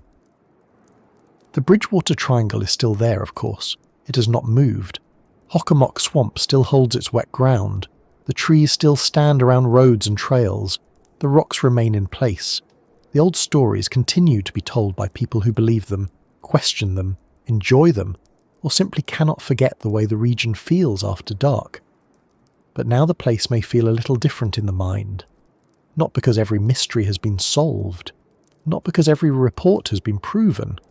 Not because we have found one hidden switch under the swamp that explains why lights appear, why roads become uneasy, why creatures are reported, and why old places seem to keep their memories longer than expected.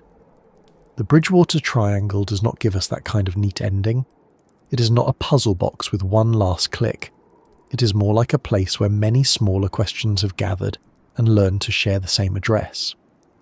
That may be why it follows people home. Some mysteries stay where they are. You hear them, enjoy them, and leave them behind. Others come back later in quieter ways. They return when you drive down a dark road and notice how the tree line seems to lean closer than it did in daylight. They return when a light moves across the sky, and, for a moment, you're not quite sure whether it is a plane, a satellite, or something you're only calling ordinary because ordinary is the safer choice. They return when a house settles at night, when a branch taps a window, when a dog suddenly lifts its head and listens toward a corner of the room where you cannot hear anything at all. That is not because the Bridgewater Triangle has reached out and followed you like a hitchhiker in the back seat, though, given the subject, it would be polite to check the mirror once just in case. It follows because the stories have changed the way you notice things. That is the quiet power of a place like this. It reminds us that the world is not always experienced as a list of facts. We experience it as setting, mood, memory, expectation, fear, and attention. The same sound can be nothing in one place and unforgettable in another. The same road can be practical at noon and unsettling after midnight. The same patch of trees can look ordinary until someone tells you what people claim to have seen there. The Bridgewater Triangle is, in that sense, both a place and a lens. It is real land, with real wetlands, real towns, real roads, real forests, real history, and real people who live their ordinary lives inside and around its reputation. But it is also a way of looking. Once you know the stories, the land becomes harder to see as empty. A swamp becomes more than water and roots. A forest becomes more than trails and trees. An old hospital becomes more than bricks and records. A road becomes more than a strip of pavement between one place and another. Everything begins to carry a small extra weight. That extra weight does not have to mean ghosts are waiting behind every tree, or that every light in the sky has come from somewhere beyond the stars. It may simply mean that the stories have made the world feel less completely explained, and that, in a careful way, can be valuable. We spend so much of our daily lives surrounded by certainty, or at least by things pretending to be certain. Clocks, maps, schedules, screens, labels, weather reports, traffic signs, passwords, receipts, reminders, and small glowing rectangles that are always very confident even when they are sending us to the wrong side of a parking lot. A place like the Bridgewater Triangle interrupts that confidence. It says, quietly, not everything you meet will introduce itself clearly. That uncertainty can be uncomfortable. It can also be strangely comforting. Not every unknown has to be a threat. Some unknowns are invitations to pay attention, to slow down, to look twice. to listen without rushing toward the first answer that appears. In a loud world, mystery can become a kind of quiet. It asks nothing more at first than that we admit there are things we do not fully understand. And the Bridgewater Triangle is full of those things, not always in the dramatic sense. Sometimes the unknown is simply a missing detail. Who first told this version of the story? What exactly did the witness see? How did the weather affect the light that night? Was the figure on the roadside a person, a trick of reflection, or a story that had been waiting for a driver tired enough to notice it? Was the large shape in the woods an animal, a shadow, or an honest mistake made under difficult conditions? Did the swamp create the atmosphere, or did the atmosphere create the swamp people remember? These questions do not all need answers before sleep. In fact, perhaps they are better left a little open. A closed mystery is useful, but an open mystery has a different purpose. It gives the mind somewhere to wander. It lets the imagination walk along the edge of the known without needing to cross too far. That is why stories like this have lasted. They give people a safe way to approach fear, old history, strange landscapes, and the limits of explanation. We can enter the woods in thought, hear something move, feel the brief alarm of not knowing, and then return to the warmth of the room. The Bridgewater Triangle also reminds us that place matters. A story told without place can drift away. A story tied to a road, a swamp, a rock, a hospital, or a forest has roots. It can be pointed to. It can be visited. It can be argued over by locals who know the road better than any outsider ever will. It can be dismissed by one person and defended by another. It can become part of a town's identity, even if not everyone in that town asks for the honour of living near a famous paranormal region. That is another gentle oddity of strange places. They become public stories while remaining private homes. Some people inside the region may have no interest in the legend at all. To them, these are just roads they take to work, trails they use for exercise, wetlands they know by season, stores they visit, schools they pass, and neighbourhoods where people have ordinary concerns. Bills, groceries, appointments, weather, family, sleep. The triangle is not glowing all the time in their daily life. No one wakes up every morning, stretches, looks out the window and says, "Ah, yes, another day inside the mysterious zone." Most likely they say something much more practical, like "Where are my keys?" or "Why is there no coffee left?" or "Who moved the charger?" That ordinary life is not separate from the mystery. It is part of it. The Bridgewater Triangle is compelling because the strange is folded into the normal. It is not a distant lost valley. It is not a castle ruin high above a village. It is not a place you reach only after a long expedition with rope, maps, and someone named Nigel who says worrying things like, "We should be there before nightfall." It is a region where daily life and legend overlap. That makes the stories feel closer. A person can be on the way home and still pass through a place with decades of strange reports attached to it. The unknown is not far away.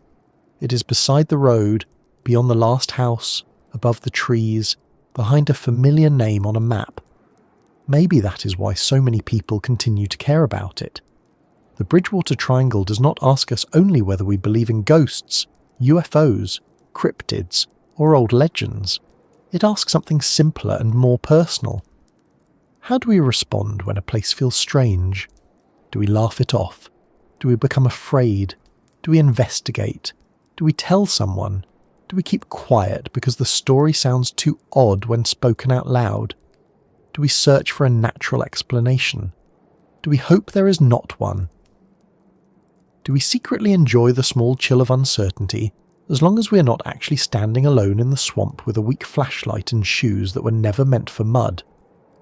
The honest answer may change depending on the night.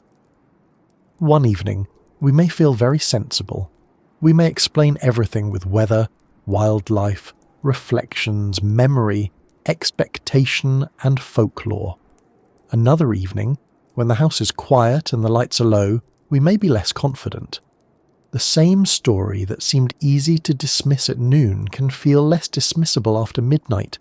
That does not mean our reasoning has failed. It means we are human at different hours. We think differently in daylight than we do in the dark. We trust the world differently when we can see its edges. The Bridgewater Triangle belongs to those edge conditions.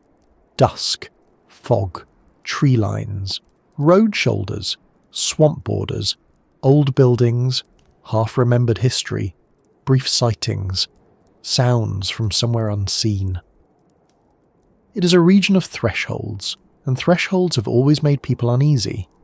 A threshold is a place where one thing becomes another. Outside becomes inside. Day becomes night. Dry ground becomes wetland. Road becomes forest. History becomes legend. A strange moment becomes a story. A story becomes a reputation. A reputation becomes the reason someone years later pauses before entering the same place. That slow building of meaning may be the real mystery. Not only what happened, but how stories gather enough strength to change a region. The Bridgewater Triangle has done that. It has gathered reports from the sky, the swamp, the road, the forest, and the old sites. It has gathered skepticism too, because every good mystery attracts people who want to test it. It has gathered local pride, nervous laughter, serious investigation, tourism, documentaries, articles, and late-night conversations. It has gathered people who believe, people who doubt, and people who simply like the feeling of an unanswered question. And perhaps all of them belong here. A mystery does not need everyone to agree. In fact, agreement might ruin it. If everyone believed every story, the subject would lose its tension. If everyone dismissed every story, it would lose its warmth. The Bridgewater Triangle survives in the space between. It allows the careful skeptic to ask about weather and wildlife. It allows the believer to ask whether the land holds something beyond ordinary explanation. It allows the historian to point toward deeper memory. It allows the folklorist to watch how stories spread. It allows the tired listener curled up somewhere safe to simply imagine a wetland at night and feel the mind grow quiet around the edges. That is where we are now. Not in the swamp itself, not unless you have made a very unusual listening choice, but near it in thought. We can picture the dark water. The trees, the roads passing nearby, the old stones, the forest trails, the places where people have said they saw lights, figures, wings, shadows, and faces where no face should be. We can picture all of that without needing to run from it. The story has done its work. It has opened a door, let in a little cold air, and then allowed us to close it gently. So, if someone asks why so many strange things happen in the Bridgewater Triangle, the answer may be that many things meet there. Land and water, history and rumour, wildlife and darkness, old memory and modern attention, fear and curiosity, real places and the stories people attach to them. It may be that some reports have simple explanations, some have complicated explanations, and some remain unclear because time has carried away the details. It may be that the region is not one mystery, but a place where many human ways of meeting the unknown have gathered under one name. That may not be the answer everyone wants. It is not as clean as saying, yes, the triangle is a portal, or no, it is all nonsense. But it may be closer to the truth. Places become strange for many reasons. Some reasons live in the soil, some live in memory, some live in the weather, some live in old documents, some live in the nervous system, some live in the stories people tell after they come home and realise that whatever they saw still feels unfinished, and that unfinished feeling is what follows us. It follows when we think of Hockomock Swamp sitting quietly in the dark, not performing, not proving, not denying, simply existing with all its water, trees, animals, fog and stories. It follows when we remember that old land has old layers and that not all of them can be easily named. It follows when we look at a night sky and allow one moving light to remain unidentified for a few seconds longer than usual. It follows when we hear a sound in the woods or in the house or in memory and notice how quickly the mind reaches for a story. That reaching is not something to be ashamed of. It is part of being human. We are creatures who explain, but we are also creatures who wonder. We need maps, but we also need the blank spaces around the edges. We need facts, but we also live by meanings. We can respect science and still understand why a swamp at night feels different from a parking lot at noon. We can question a witness and still respect the fact that something startled them. We can enjoy a legend without demanding that it carry more proof than it has. We can let the Bridgewater Triangle be what it is best at being, a place where certainty softens. And now, as this quiet journey comes near its end, perhaps the room around you feels a little stiller than before. Maybe outside your own window there is no swamp, no old forest road, no famous haunted stretch of pavement. Maybe there is only a streetlight, a parked car, a fence, a few trees, a neighbour's house, a dark patch beside the garage that is almost certainly just a recycling bin. Almost certainly. And yet, the mind may look at it differently for a moment. Not with panic, not with alarm, just with a small awareness that every place has a night version. The Bridgewater Triangle has a night version. So does every road, every field, every hallway, every old building, every patch of trees behind a house. Daylight gives us labels, night gives us shapes, stories live between the two. If you have found this journey through the Bridgewater Triangle soothing, curious, or gently strange, in a way that helps the day loosen its grip, I'd be grateful if you gave the video a like. And if this is the kind of calm, thoughtful mystery you enjoy settling into, you may subscribe and return whenever you want another quiet walk through the unknown. It helps this little corner of calm reach others who may also enjoy mystery without noise, fear without panic, and strange places explored at a pace soft enough for sleep. And before you drift away, you can leave a note about where you're listening from tonight. Maybe you are close to Massachusetts. Maybe you have driven through the area without knowing its reputation. Maybe you have a local story of your own. Or maybe you're very far away, hearing the name Bridgewater Triangle for the first time while your own room settles around you. Wherever you are, whatever time it is there, you're now part of the long chain of people who have heard about this strange place and carried a little piece of it onward. Not as proof, not as warning, just as a story. The swamp remains in Massachusetts. The roads remain under passing headlights. The forests remain with their trails, roots, animals, stones and shadows. The old buildings and old sites remain in memory. The lights, if they appear, will appear without asking permission. The creatures, if they are only stories, will keep moving through stories. And if they are something more, they seem to prefer staying just out of reach, which is very inconsiderate from an evidence-gathering perspective, but excellent for folklore. For now, there is nothing more we need to chase. No dark road to drive, no swamp edge to search, no sound to identify. The mystery can stay where it is, and you can stay where you are, warm, safe, and slowly letting the mind become less busy. Strange places will still be there in the morning. They are patient that way. So sleep well, fellow traveller. Sleep well wherever you are listening from, whether your night is quiet, rainy, windy, or still. And if, just before sleep, you find yourself thinking of a road through trees, a light above a swamp, or a shape at the edge of vision, let it pass gently by. It is only the Bridgewater Triangle doing what good mysteries do. Not frightening you awake, not demanding an answer, but following softly behind the thoughts, all the way to the edge of dreams,